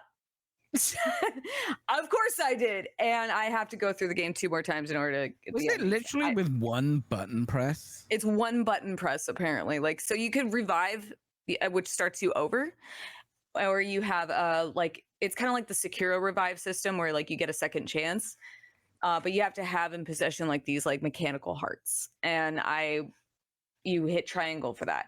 But if you hit revive with square, it auto saves the game, and you have to go all over because there's a decision. And I'm going to spoil the game right now, so spoiler warning for everyone with the ending I got. I'll put the alert up as well. All right, perfect. So the game is very heavy-handed with its allegory. The main character's name is Eve. The main villain, who I called from the fucking very beginning was going to be the main guy, was Adam. They're not subtle at all. So I admittedly was not paying attention to the whole plot too much. And I see it turns out to be like, they're called Naytibas. He's like the one, he's the elder one. He's the last one you're supposed to find. Right. And they're trying to make out that humanity has evolved into these Naytibas. You're just an android, and he wants to join. You're the first fully android human, and he wants to join with you to make the ultimate human race. Right? Take your hand. He wants to bang. That's the ultimate goal at the end. He wants to fuck Eve. That was my does he want to bang eyebrow. I was like, as you were speaking. Yeah, he like says we will become whole. So dipshit over here, meaning me, goes like, he's holding out his hand. I don't want to do that. I think that maybe, like, you know, she even makes a whole spiel like, I want to make the decisions for myself. And then I find out I'm doomed humanity. And then I go straight back to the Mother Sphere, which is like the whole, what they are basically calling it, that's their god in the game. And because I know too much, I got killed. Right. My ending could not have gotten worse. I doomed humanity. I doomed myself. I doomed everyone. I'm the asshole. And then you died. And then I died. And then I can't go back and get the best ending because I did everything to get the best ending. But like I said, there is a huge boss rush at the end of the game. And that's where, like, what a lot of the game leading up to it isn't really that difficult, and it doesn't really take advantage of all the skills in your repertoire. So admittedly, there were areas where I kind of got like a little, like, I got like almost like kind of overwhelmed, not kind of like, whoa, just all of a sudden there's just all like, I can't even hit this bitch because she's going all over the place. And it was more of like a Sekiro like fight where you have to be more defensive. Right. And before I was always just playing a lot more aggressively. So they do make great use of all the mechanics that you've been given at the end of the game, which is kind of a shame because leading up to then, like, there was a fight at that as you're growing. Not really. They do, but they don't. Like, you don't need to use it to get through. So you just, yeah. And the one part that I started having a little bit of issue was I got into this boss fight. It turned out to be like an optional one where they throw two, like one boss that you fought at the very beginning of the game, like the third one, I think. And there's a second, they're like, I think they're like supposed to be like horses or like inspired by horses or bulls. Cause like they hop around like a horse, but it makes sounds like horses, but they charge you like a bull. Right. And there's two of them, but one of them can hit you from a distance. So you want to focus on the one that's in your fucking face. And I pointed it out when I was streaming. I was like, this battle system is not made for multiple targets at all. They really want you to isolate them. And I was dying a lot and getting really frustrated. And because I would get very close, and it was because like I try to parry the guy in front of me, and then the guy behind you hits you. Right. And then you're trying to keep, like, it's so hard to split your attention. The switch, the targeting, it's not well tuned at all. So there's a lot of issues. Like, I'm hopefully they do release a patch and like clean some stuff up. But like there's a lot of jank. Then let's get into the platforming. I have an issue with. Okay. I'm just gonna go. The game is fun. Let me say that. Like I said, the boss, like the end of the game is super fun. And I think that if you're not super into like the combat by then, or that you don't give it as much of a chance until then, because I was determined to beat this game. I wanted to get my $80 worth. Right. But like I honestly, there's a few times where I stopped playing. I was like, I'm just not really enjoying this. But the other issue I would argue is that the platforming needs a lot of work. So to use the comparison that the game gets a lot is Nier Automata. When you play that game, like, it's very well tuned. They're extremely, like, you have the pod, she grabs onto the pod so you can go make these long jumps, and it works super well. Like, you can hop around, and they switch perspectives to 2D and everything, so it works extremely well. This game, the character, just something about like her movement is just, she has 3 running states. So she has normal run, a sprint, and then she'll pick up another speed, and she will get so much momentum. So during these platforming sections, you're missing platforms constantly. There's no sticky edges, and it just doesn't feel that great. So there's a lot of platforming sections in the game where you have to hop on these really small platforms, and it makes the game just kind of a slog to get through. I got stuck at one point, like not last night, the night before, where I literally had to stop streaming. I was like, I'm done. I'm so frustrated with this game. I had to go through this section where there was a turret, but I got stuck on the platform. And I, funnily enough, during that stream, Googled. I was like, there has to, like, am I missing something? Am I stupid? Spoiler, I was. But there's this section where like she does this wall run, and there was this arm that was like lifting up and down, but I couldn't tell if I had to jump over it. But I was just you're supposed to wait until it moves, and I was just moving too soon or too late. Right. And I was like, I'm missing something. I was redoing it so much that I went on Google, and I was like, Stellar Blade factory platforming, and all I got was a bunch of articles saying that, does the platforming in Stellar Blade actually suck? I'm like, oh, okay, well, I didn't need that. I didn't need that. I could have told you that one, but at least it was nice validation that I wasn't crazy. Yeah. Like, it's like, am I shit at platforming? Misery no, loves it's the game company. that's wrong. Yeah. Huh? Misery loves company. Are we talking a bit of mechanics polish needed for it, or it's a an lot overhaul? of it's mechanics wise. The game looks stunning. It is a beautiful game. Lots of bouncy physics if you were into that. But like, there's so many things that really could have taken just a little more time. Like I said, when you play Nier, and when you're moving the character, she has two movements. She has her normal run, and then you can sprint. Mm-hmm. And this character has three, which is odd. So you have walking, where she's like, you're not really gonna be walking, you're gonna be sprinting, and then she'll pick it up momentum at one point, but it takes so long for her to pick it up that it'll sometimes trigger when you're at the worst at the worst moment, and you're trying to do a platform. Right. Yeah, and it just doesn't work. And the fall damage is a nightmare. Like I will jump. I think it looked like maybe a few feet in game. Like I just missed the rope because she won't grab ledges very well. So sometimes you'll hop down, or the rope, she won't grab the rope properly. So unless you're at the right angle, and you can't change direction once you're in the air if you jump off a rope. Right. So there's just a lot of like mechanical problems that lead to a lot of frustration. And considering Shift Up, this is their first console game. Before they've only done. It's their first non-mobile game. So they made mobile games previously. So console game. I was about to ask, to expand on Peachy's question. Do you think, with this, bearing in mind is their first proper, air quotes, game, do you think it is a good foundation for a good or better wonderful game? There's a lot of potential in this game. Yes. I think the monster design, wonderful. Like there's a lot of variety in it. And like you don't see like palette swaps. Like I don't think there are very many, if at all, any palette swaps. Right. Like you'll fight the same boss twice maybe, but like there's always something new and interesting and new mechanics. And like I said, there's times where like they really take full advantage of the repertoire you're given. And I really wish they had more fights like that, because they give you a sidearm. And I was telling my husband about this. Like one of the things I didn't like is I don't like shooting on a console. I don't, using controllers. I'm PC master race in that aspect. Right.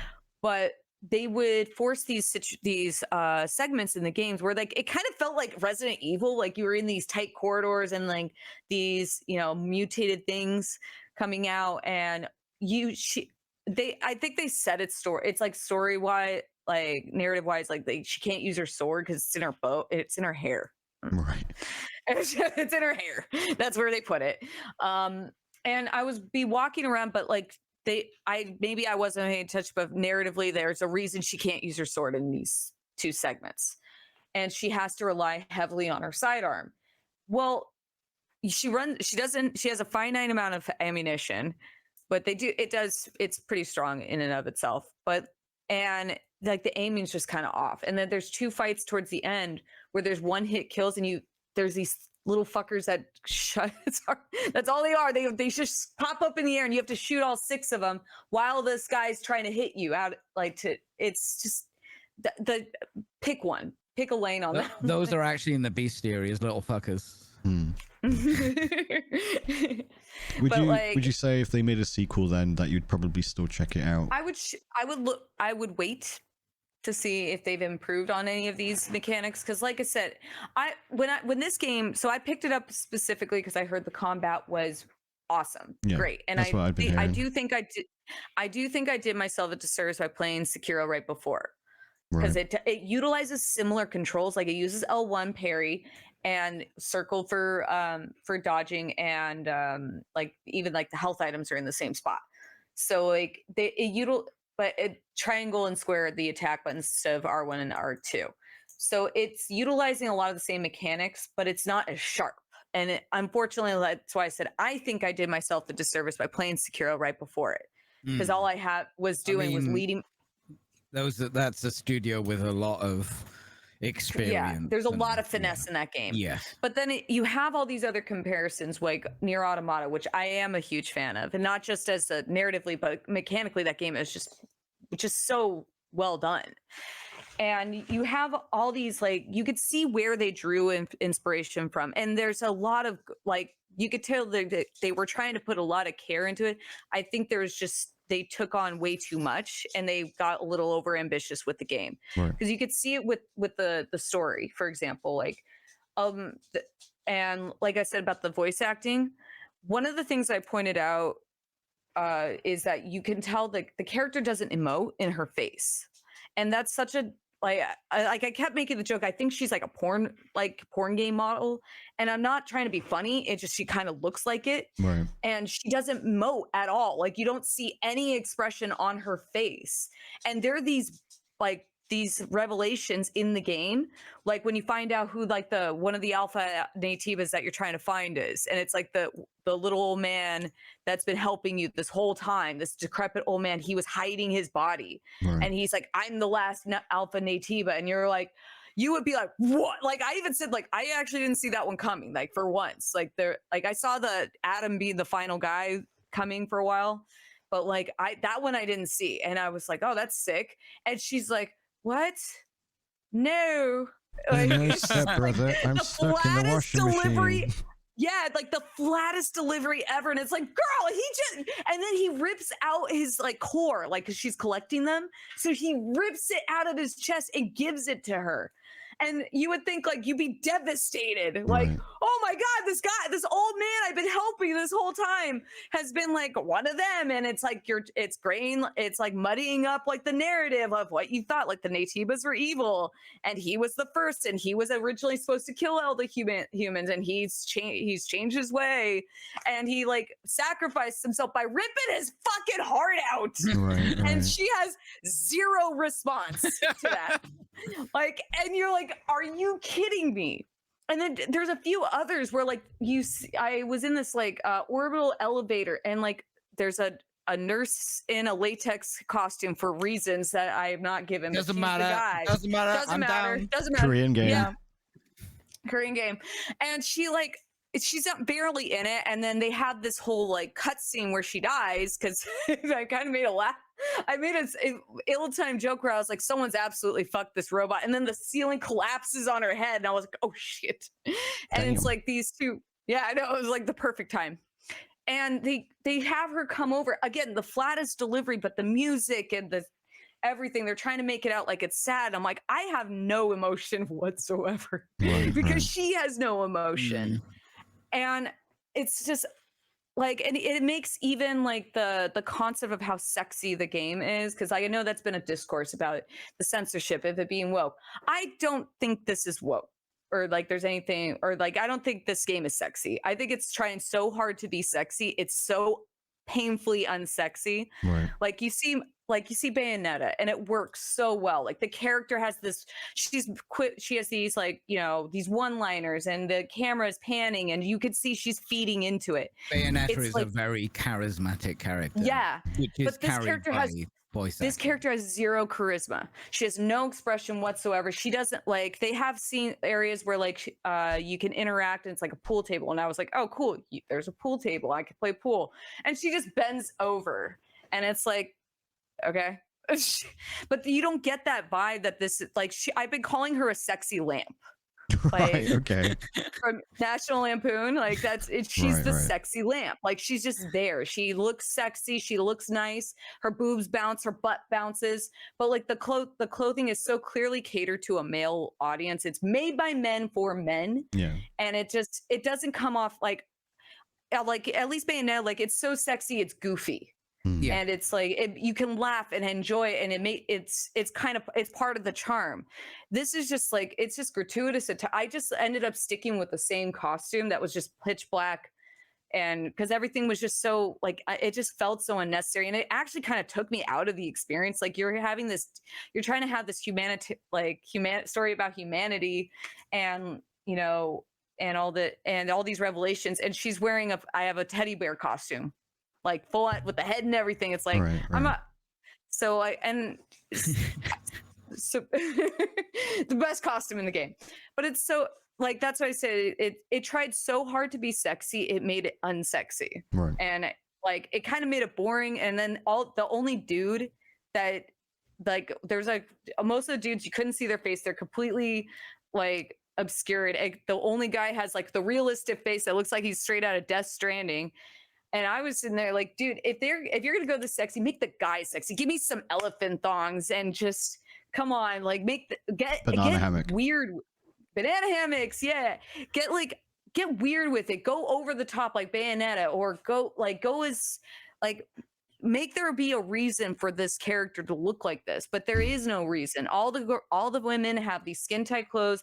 Their boobs bounce, their ass bounces. And so we're talking like 90s video game sex. We're talking like Dead or Alive. Remember Dead or Alive when that first came out? I can actually add something to this. So I follow a person called Gene Parker. He's a gaming journalist for the Washington Post. And he's Korean and he's in the gaming sphere and has lots of connections with influencers and stuff. And he explained that in Korean culture, being physically attractive is like actually a big deal. It's part of Korean culture, which is why a lot of Korean games are like super like sex driven and stuff like that, to the point a lot of plastic surgery. Yeah, they're like the mecca for if you want to get plastic surgery, go to Korea. Like they're like the mecca for it. It's such a big thing that they had to introduce a law to stop people requesting photos with CVs in job applications, because they would judge if you were hot enough to work at the company. And this was for like desk jobs and shit like that. So that's how like shows in their culture it is. It really shows in this game, because when I'm playing it, and it's like I'm not like, I'm not a prude by any stretch, but while I'm playing, it's like half of it I'm like, why is this character look like it like I said, it just took you out of the whole thing. And this is where like again, like you're being over ambitious with all these things, because people would compare it to Nier Automata or Bayonetta and all these games where like there's sexy protagonists.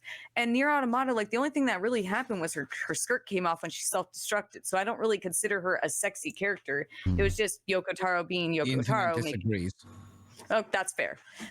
I mean, the internet can disagree with me all they want. I just That's fair. I just think we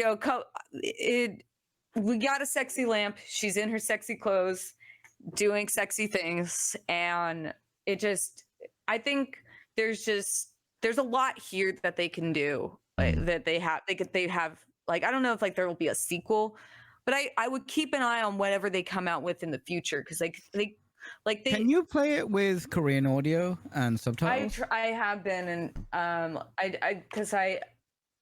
been doing New Game Plus a little bit, but I'm probably gonna. Is the acting better? I mean, I can't tell. Gene did remark that it's just as flat in the Korean language as well. Yeah, I think I heard that too, but I can't really judge that myself. I'm not that far in anyway, and I've been skipping cutscenes. I can't stress enough how piss poor the English is, because like if you're gonna have these stories, and obviously they want us to take this seriously. They want you to be impacted by the way they use them, because especially in the end, the music's great. Like there's some sequences where I said I didn't like the music because it was just I was hearing it so much it was giving me a headache. Right. Like legitimately, there's an area of the game like I don't like house or like any Same. like sounds. Like I get really bad. I get bad headaches from it, so I had to turn it off at one point. but like but the music's is scaling up. You have these cutscenes where they're having the give these big revelations, the music, and they're trying to I was making this joke throughout the whole game. Like every side quest ended up with someone was dead. Everyone was dead. So like they're trying to showcase this tragedy of like what's going on. Like it's clearly a heavy concept that they're trying to share with you, but you have these whoever was I don't want to blame the voice actors. It's probably more like could also be direction and that's what I meant. It could be direction. It could be the script, and it wasn't hitting like it was they clearly wanted it to hit. Yeah. And you have like characters saying like one of my biggest frustration with games, and I made the same about criticism about Sea of Stars, is when a game tells you how is telling you what a character's be like, what you're supposed to feel about a character. Like you're supposed to like it. You're so funny. You're so this. You're so that. And Stellar Blade had fell into that trap where there's two side characters or sidekicks, whatever. Then they'll make statements where they're like, "That's so like you, Eve," and I'm like, "What? At what point has she made it clear that she has an instinctual need to help people?" I gotten the impression that she they played up like she had trauma and like she had no reaction to things and she was just going with the flow. That would have made the game a lot more deeper. But no, she's just so flat. And then I'll accept a side quest and they're like, "That's just so like you, Eve," and I'm like, how is this making any sense to me? Why are you telling me that she's such a helpful, fucking, geez, I lost my wording. Oh, good. She's such the helpful lamp. Altruistic. She's such an altruistic person or character. And I'm like, where? She hasn't had no input, and then every once in a while, it's such a weird game in that aspect. There's a lot here, and a lot of people have said they really like it, and I definitely think that there's a lot good in it. Game of the year contender, probably not. Yeah, but so to summarize, not worth $80, maybe a sale, otherwise keep an eye out for the sequel. It's a flawed but fun experience. Play it on Game Pass. Well, it's not gonna be on Game Pass because it's exclusive to PlayStation. Yeah. Sorry, I was memeing. I would. If there was a big patch, would you fire it up tomorrow? Let's just say tonight they launched a big patch. Well, I mean, what kind of patch are we talking? We already the voice acting crap that's not getting fixed anytime soon. Yeah, it doesn't sound like it can be saved. Story in video games is pointless. Yeah. Games aren't art.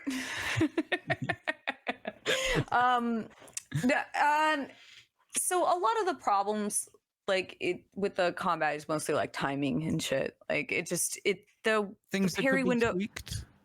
Yeah, if they open, so what they need to do, I think, is if they open the parry window a little bit more and the dodge.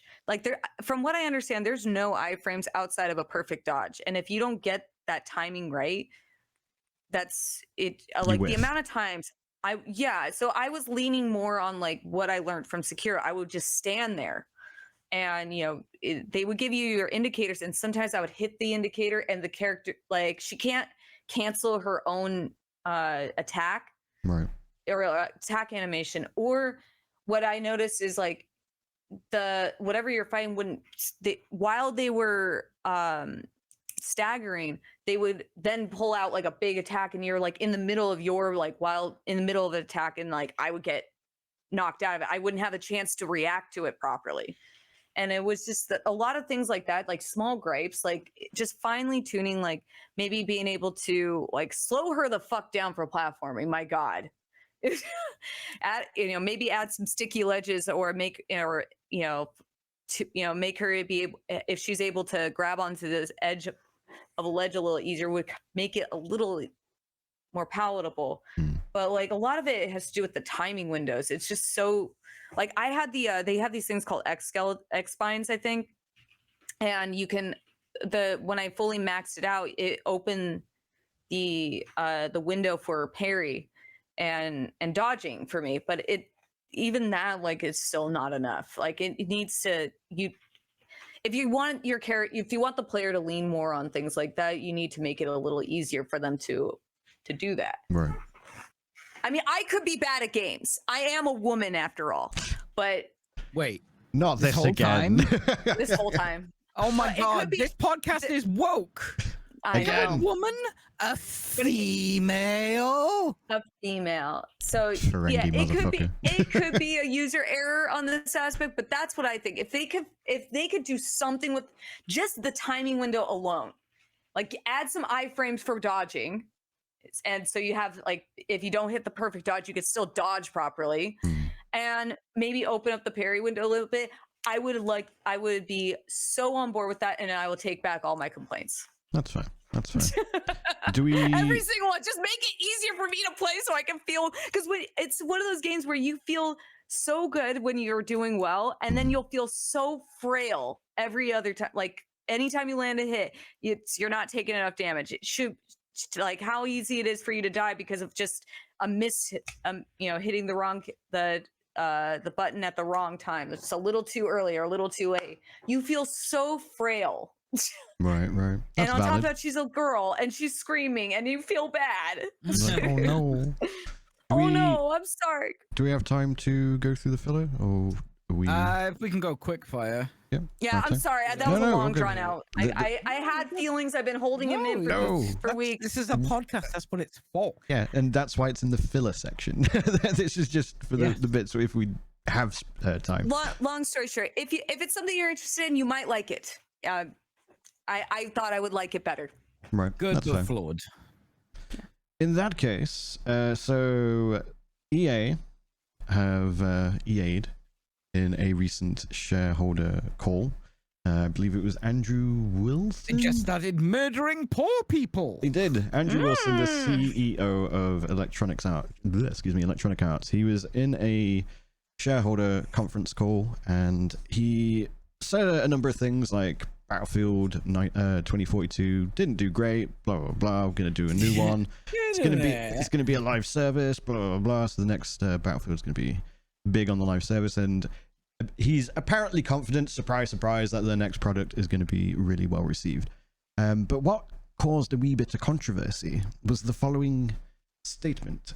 So he was asked about the potential of advertising in games. So I'm just going to read from the article quickly. So what was perhaps more controversial was Wilson's comments about implementing advertisements into traditional AAA games.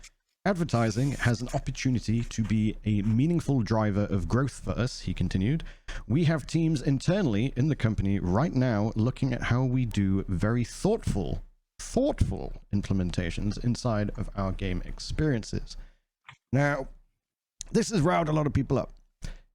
I wasn't surprised because EA already does advertising in their games. Usually in their sports games, they'll have it on like the billboards and like FIFA and all that, the fencing. I think they've done it with the WWE games or the wrestling games, whatever they're bloody called nowadays. I know at one point they literally did like a full screen advertisement like in a game. I think it was in one of the wrestling ones. Yeah, people popped off about that, rightly so. Yeah, and I think they removed it pretty quickly afterwards. I don't think this statement is as volatile as others have maybe made it out to be. I suspect they're going to be looking at... I don't think it is either. Yeah, I suspect they're going to be looking at like more product placement shit and just making it a little less subtle, maybe, stuff like that.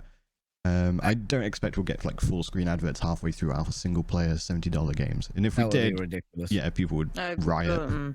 I have an interesting take on this. Go on. Because advertising in some games, in certain places, actually improves the game.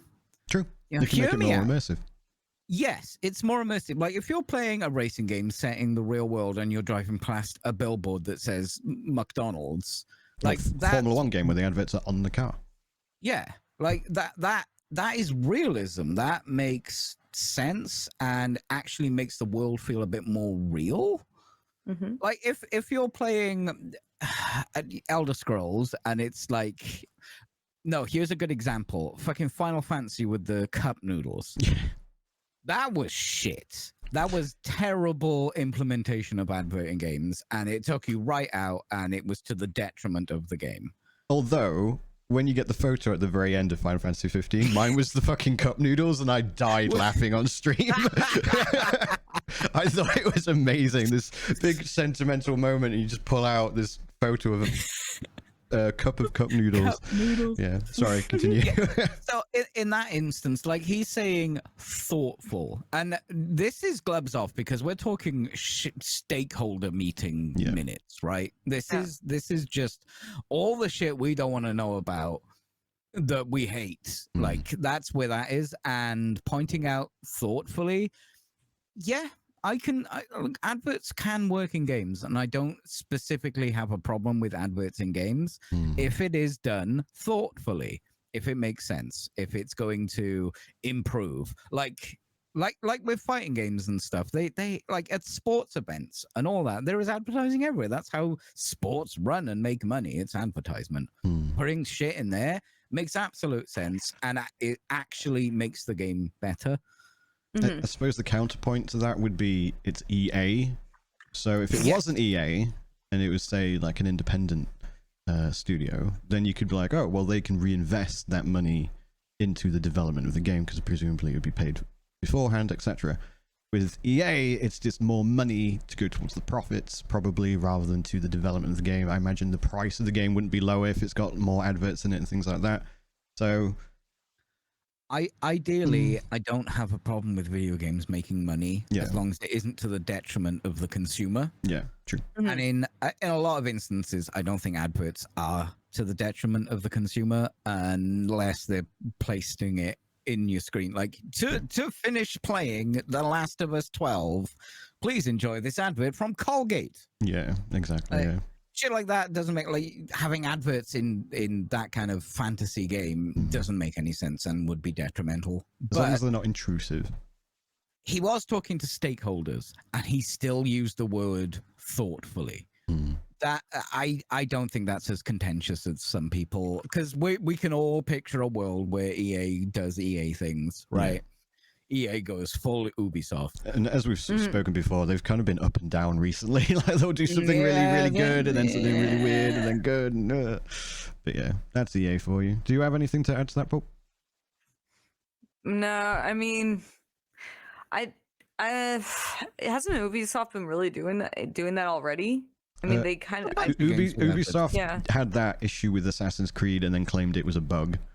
Oh yeah, I forgot about that. Yeah. But I mean, aside from that, I mean, I feel like advertising in games has already been a thing. Yeah, there's been product placement and stuff like that for sure. Yeah, product play. I mean, was it Monster in Death Stranding? That was a little out of it. That one, I just remember just being like, I'm gonna drink all these monsters. How about that? Yeah, I don't pound them. I'm gonna walk a lot. This is worth. I definitely had moments. I definitely had moments on stream where I'm playing that game, and for about 5 minutes, I just drunk every single one while playing elevator music because that was just entertaining to me. Right. That was a little out of the ordinary, and it probably didn't fit. I know, like in Final Fantasy 15, there was a cup of noodles. Yeah, the cup noodles. That the big cup of noodles on your head, which definitely detrimental. But it was a little the odd. Finals, that would be a good place to put that because it's all about an arena fit with the gimmick sport. And stuff. Yeah, that would really honestly fit. Like that's where like they could really take full advantage of it. And it's immersive. That is actually a benefit to us. And it's free to play. Even just like, I'm just pulling this out there, like even games, like it doesn't have to be like just like an arena, like even like Rocket League or something like that. If you like, it would work, it would fit in properly. Yeah, I think in the right title, in the right place. I do not. Cyberpunk is a great opportunity for like advertising. I think that would be a detriment because the advertisements in Cyberpunk are so dystopian that they add a lot more. If they can make them like work within the universe, I don't think it would work because the advertisement would be like, wait, because they would be trying to make it dystopian, so therefore the advertisement would have negative connotations, and then doing that with a real life brand, the real life brand would be like, oi, behave, kind of thing. Yeah. So yeah, I don't think that would work, unfortunately. I get where you're going with it though, with the Metropolis. yeah, that kind of Spider-Man, then. stuff, that would actually be good for games. But will it do that? Oh, it depends. It's like Star Trek movies. Every other one is good, right? Maybe not. Yeah. Moving on then, I was talking to Peachy about this one. Strauss Zelnick claims Roll7 and Intercept Games were not shuttered. The actual quote, I will, from an IGN article. So IGN went pretty ham on this guy to the point where the PR person for Take-Two had to intervene. But what he said is, we didn't shutter those studios, to be clear, and we are always looking at our release schedule across all of our studios to make sure that it makes sense. So we are being very judicious because we are in the middle of a cost reduction program that we've already concluded and are now fully rolling out. We've announced that we're saving $165 million in existing and future costs, but we haven't shuttered anything. To be clear, Roll7 and Intercept Games have not got any employees because they were all laid off. That is shuttering a studio, as far as I'm concerned. Let me just read this quote, Brian. Let me just read between the lines here. I know which one you're going to read. We have not shuttered these studios, says Strauss Zelnick, after shuttering these studios. Yeah. But they basically IGN pushed for a bit more. The PR person. Say the big headline. Sorry. So I just remembered. IGN pushed, and then the PR reiterated, we have not provided any additional color beyond what I just said. So they were like, no, we haven't shuttered the studios. They pushed it a little bit more. This is part of a big quote, but it's obviously on screen for those who are watching. We just tend to leave those announcements to the label, so we're not trying to be cute or difficult today. So the person who runs the company is like, no, it's not my place to say it. It's not my place to say it. Therefore, we didn't shutter it because it wasn't my place to say it. We're going to leave that to the label. We're not trying to be cute and difficult, said the PR spokesperson, being cute and difficult. Yeah, 100%. So there was that interesting news. So CEO is denying the shuttering of studios. And do you know what's even better? This isn't the first time they've done it. They've denied shuttering a studio previously. I think it was back in 2013. I can't remember the exact studio, but they basically again laid off all the employees, and they were like, "No, we haven't shuttered them. The studio still exists. Just fired everyone. The building's there. You can go in. There's no fucker there. But building. Yeah, it was just such a weird statement. Again, kind of embarrassing. Like a CEO just word salading bollocks like, at people. So. Take that for what it's worth. Ubisoft have announced Assassin's Creed Shadows, which is going to be their new Japan-based Assassin's Creed. Apparently, it's going to be about the same size as Origins, which was remarkably smaller compared to Odyssey and, of course, Valhalla, which are gargantuan. The thing is, those games did suffer from go to this corner on the map to find this square piece of paper. Yeah, exactly. So people are hoping it's going to be a bit more like narrative focused and less filler, a bit more tailored for the player. There's been a bit of controversy because there's two protagonists. One of them is a woman. Sorry, Paul. What? Yep. And one of them is female. And one of them is a black man. So there's been the anti-woke crowd. So fucking woke. Yes, the anti-woke crowd have been getting involved. The racists are racisting. The interesting thing is they've been alleging that this person doesn't exist. Why should he be in the game? And then historians have been like, well, actually it's based on an actual person. I can't remember the name of the historical figure who was a samurai, has literally got statues in Japan of him, and they're like, no, he's not real. And then they started going to the Wikipedia and editing the Wikipedia to claim and remove the bits that actually pointed out he was a samurai, to the point where Wikipedia have had to lock down that page to stop the anti-woke mob and the historians from then subsequently correcting them and stuff like that. So there's that stupid controversy with it. Women and other races existing is not woke. Are any of us just a thing that exists. True. Very, very true. Woke. I also don't think it fucking matters. If you're going to tell a story, just tell the story. Like, who cares what color or creed Also, or gender or whatever the most they are? historically accurate game, Assassin's Creed. Yeah, exactly. If it's gonna be a woman in my game, she better be a sexy lamp. Yes, the sexiest of lamps. I'm all for sexy lamps in games too. To be quite fair, Yes. I am not offended by a sexy lamp. Yeah, I think you're offended by her lack of emoting. if only she had a personality. But I am so happy and shocked. No, don't die. You ripped your heart out. But oh my god, somebody clipped that. That was amazing. Unfortunately, Ubisoft have gone even further than that because they are offering pre-orders, despite the fact no one has actually seen any gameplay of the game, and it's multi-tiered Yeah, it's all cinematic, pre-orders. right? Yeah, so they did the reveal trailer. Again. So they've done a reveal trailer, which is pure cinematic. They've done multiple tiers, so you got like your ultimate package and shit like that, and a fucking season pass. Spoilers, by the way. Oh no, it doesn't. I was gonna say it shouldn't do. They've added a season pass for a single player game. Why? Why does that exist? So yeah, people are quite upset about that. Well, season pass usually means it includes all Like DLC, DLC. and shit, right? Yeah, the DLC. The Game of the Year edition, just buy in advance. It used to, and then in the last few years, it's been a progression system.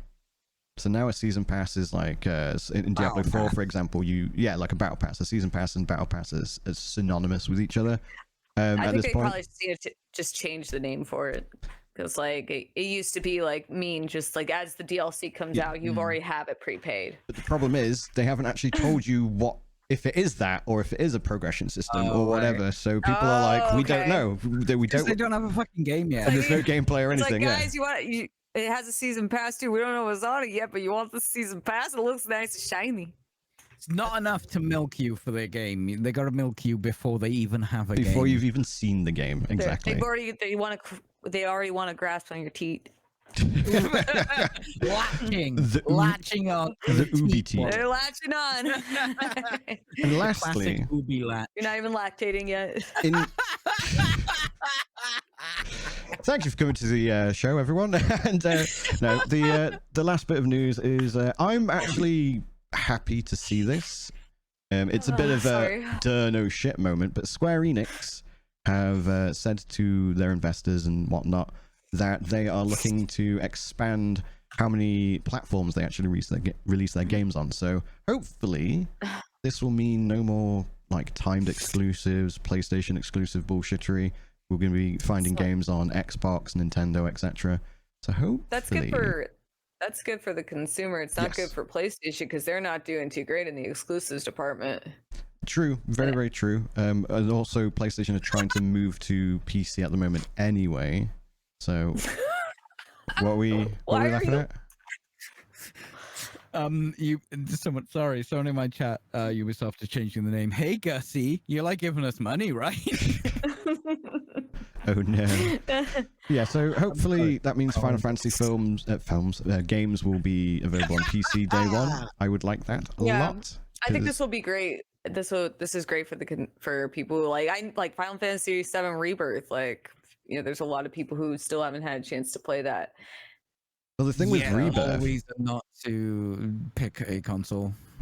Well, the thing with Rebirth is that they have not hit sales expectations, I believe is the quote that they want to say, despite the fact that it's been so critically well received. Because it's exclusive to one system. Exactly, and I think that has led to Square Enix going, oh wait, exclusives don't actually work like they used to, especially when there's not much of a console war at the moment. I also think Xbox have too dipped that out like of that. PS5, like there was. Well, I mean, in the case if we're still talking console wars, like Xbox is absolutely winning in that one with having I know Game Pass, you don't like it, but being able to play Xbox games, but having Xbox games available on PC is what I'm referring to. And so a lot of these, PlayStation games, if they're exclusive to PlayStation, you don't have that flexibility. Fallback. Yeah, 100%. Yeah, and that's the problem too, because look at. Yeah, I'm. That's actually a smart move for Square Enix because number will go up. Yeah, it will absolutely go up. With consoles Rebirth, are not different anymore. There's no there are very few objective reasons to get one console over the other because they're pretty Well, it's much. like I have the only reason why I have a PS5 is because of certain games that were only on it. But outside of that, I don't use my PS5. yes. I prefer to play on PC. The thing with Final Fantasy, sorry, go on. Oh no, I was gonna say with the exception of like Alan Wake, but that was a different kind of reason. Was because of what was it, Epic Game Store, yeah. Yeah, And that was me being just a stubborn asshole, not wanting to buy, use Epic. So I just bought the PS5 version. Yeah, that's Every fair. time I bought a game on Epic, I've regretted it. I hate Epic. The Epic Game Store is the free game installer. That's all it is. I log into it once a month. Not even an installer for me. I've stopped even clicking to see what the free game is. I just don't care. I blocked. I've trauma blocked Epic Game. It's just I fucking hate that launcher so much. Rebirth in particular is one remake was available on PlayStation 4 and PlayStation 5, so that obviously sold quite well. Whereas Rebirth is only on PlayStation 5. So if you were someone like myself who played it on PlayStation 4 and don't have a PlayStation 5, you're locked out of playing that game, despite the fact that I would fucking love to play that game. Then, of course, you got the issues with how it was still arguably hard to get a PlayStation 5, depending on what That's territory actually what you're I in. was going.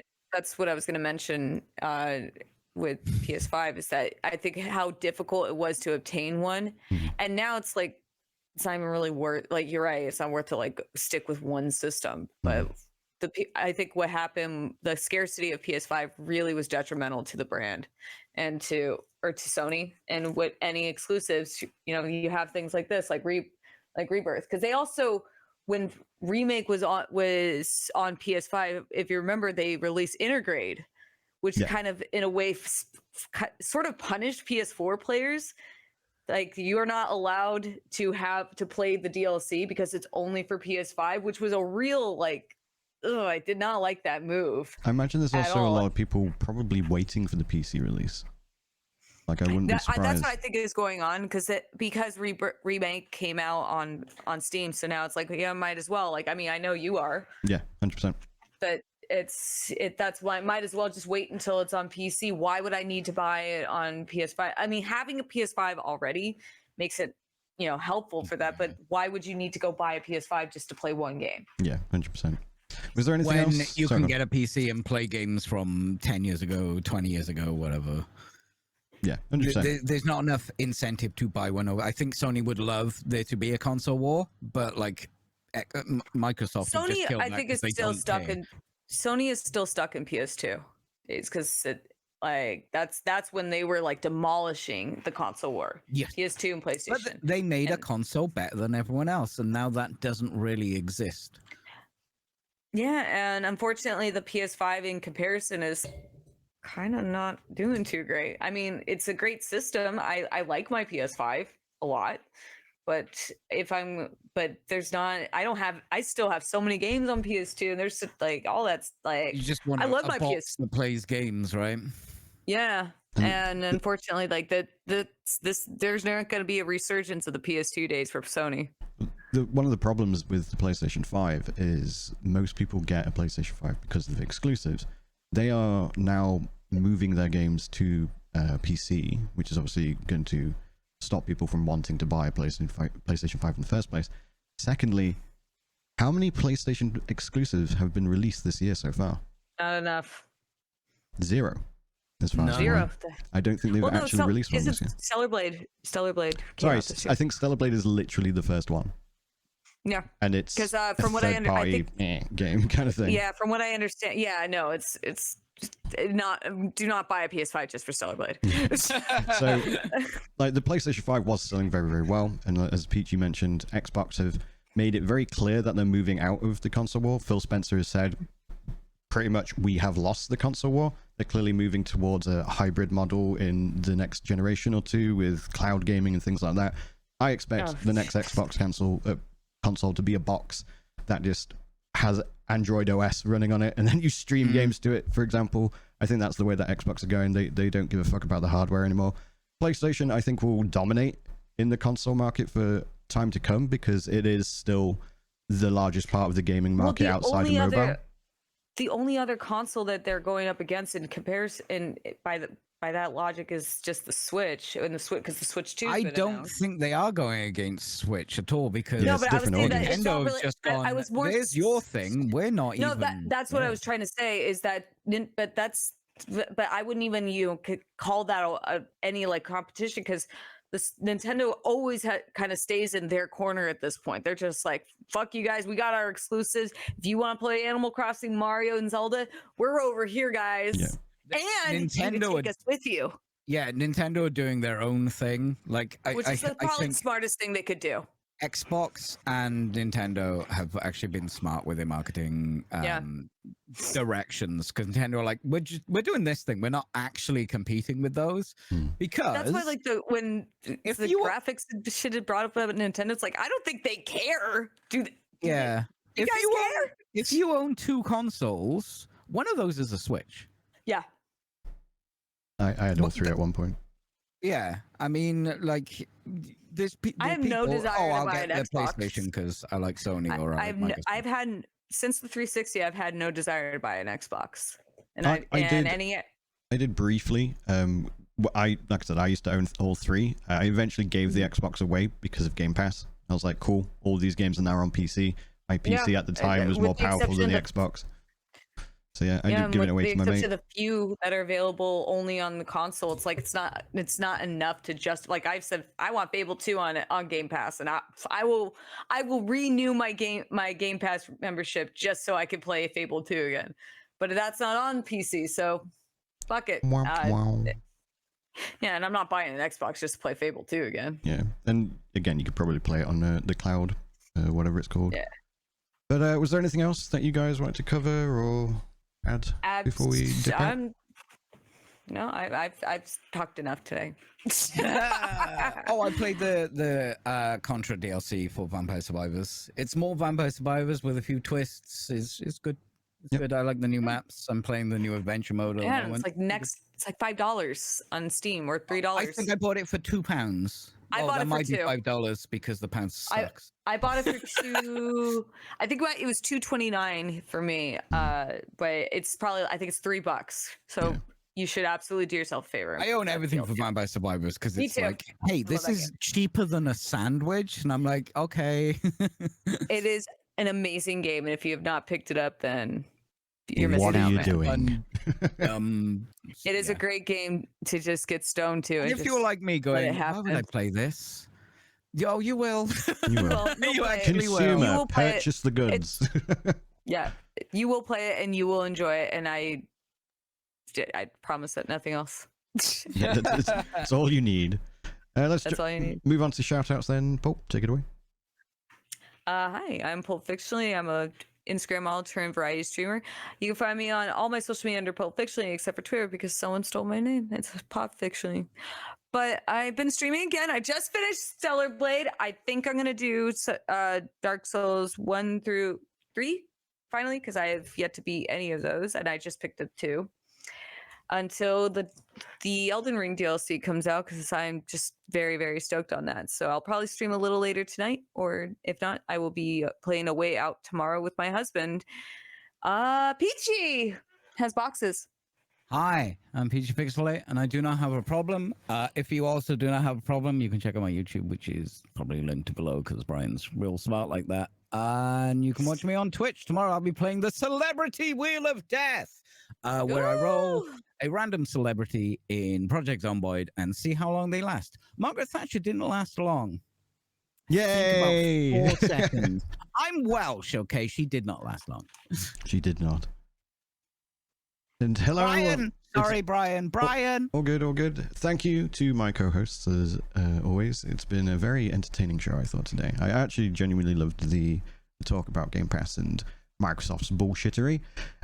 We are available on patreon.com/fully rendered /fully rendered if you want to see the full unedited version of these shows, as well as the special that you can witness Peachy teaching Pulp Warhammer lore, and it's going to be the first part in a multi-part series. I can be found on Twitter, Threads, which I want to get into a habit of using more, and Me Instagram. too. I forgot I had that. Yeah, I mean, to be fair, it's some of the toxicity is kind of moved over from Twitter, but it's still not as bad as Twitter. So I just want to use it a lot more because engagement seems to be pretty good there. But yes, you can also find me on YouTube, all under Bryan the Pirate. And if you stick around for about 20 minutes, I will be playing some Diablo 4. Will Kevin join me? Hope. Kevin, are you joining Bryan on Diablo 4 again? He's playing Diablo 4 right now, so he's not answering. That's fair. That's fair. But that's going to be it from us. Thank you all very much for watching. I hope you enjoyed the show, and we will see you soon. Farewell. We'll remember you. Bye, guys. I won't.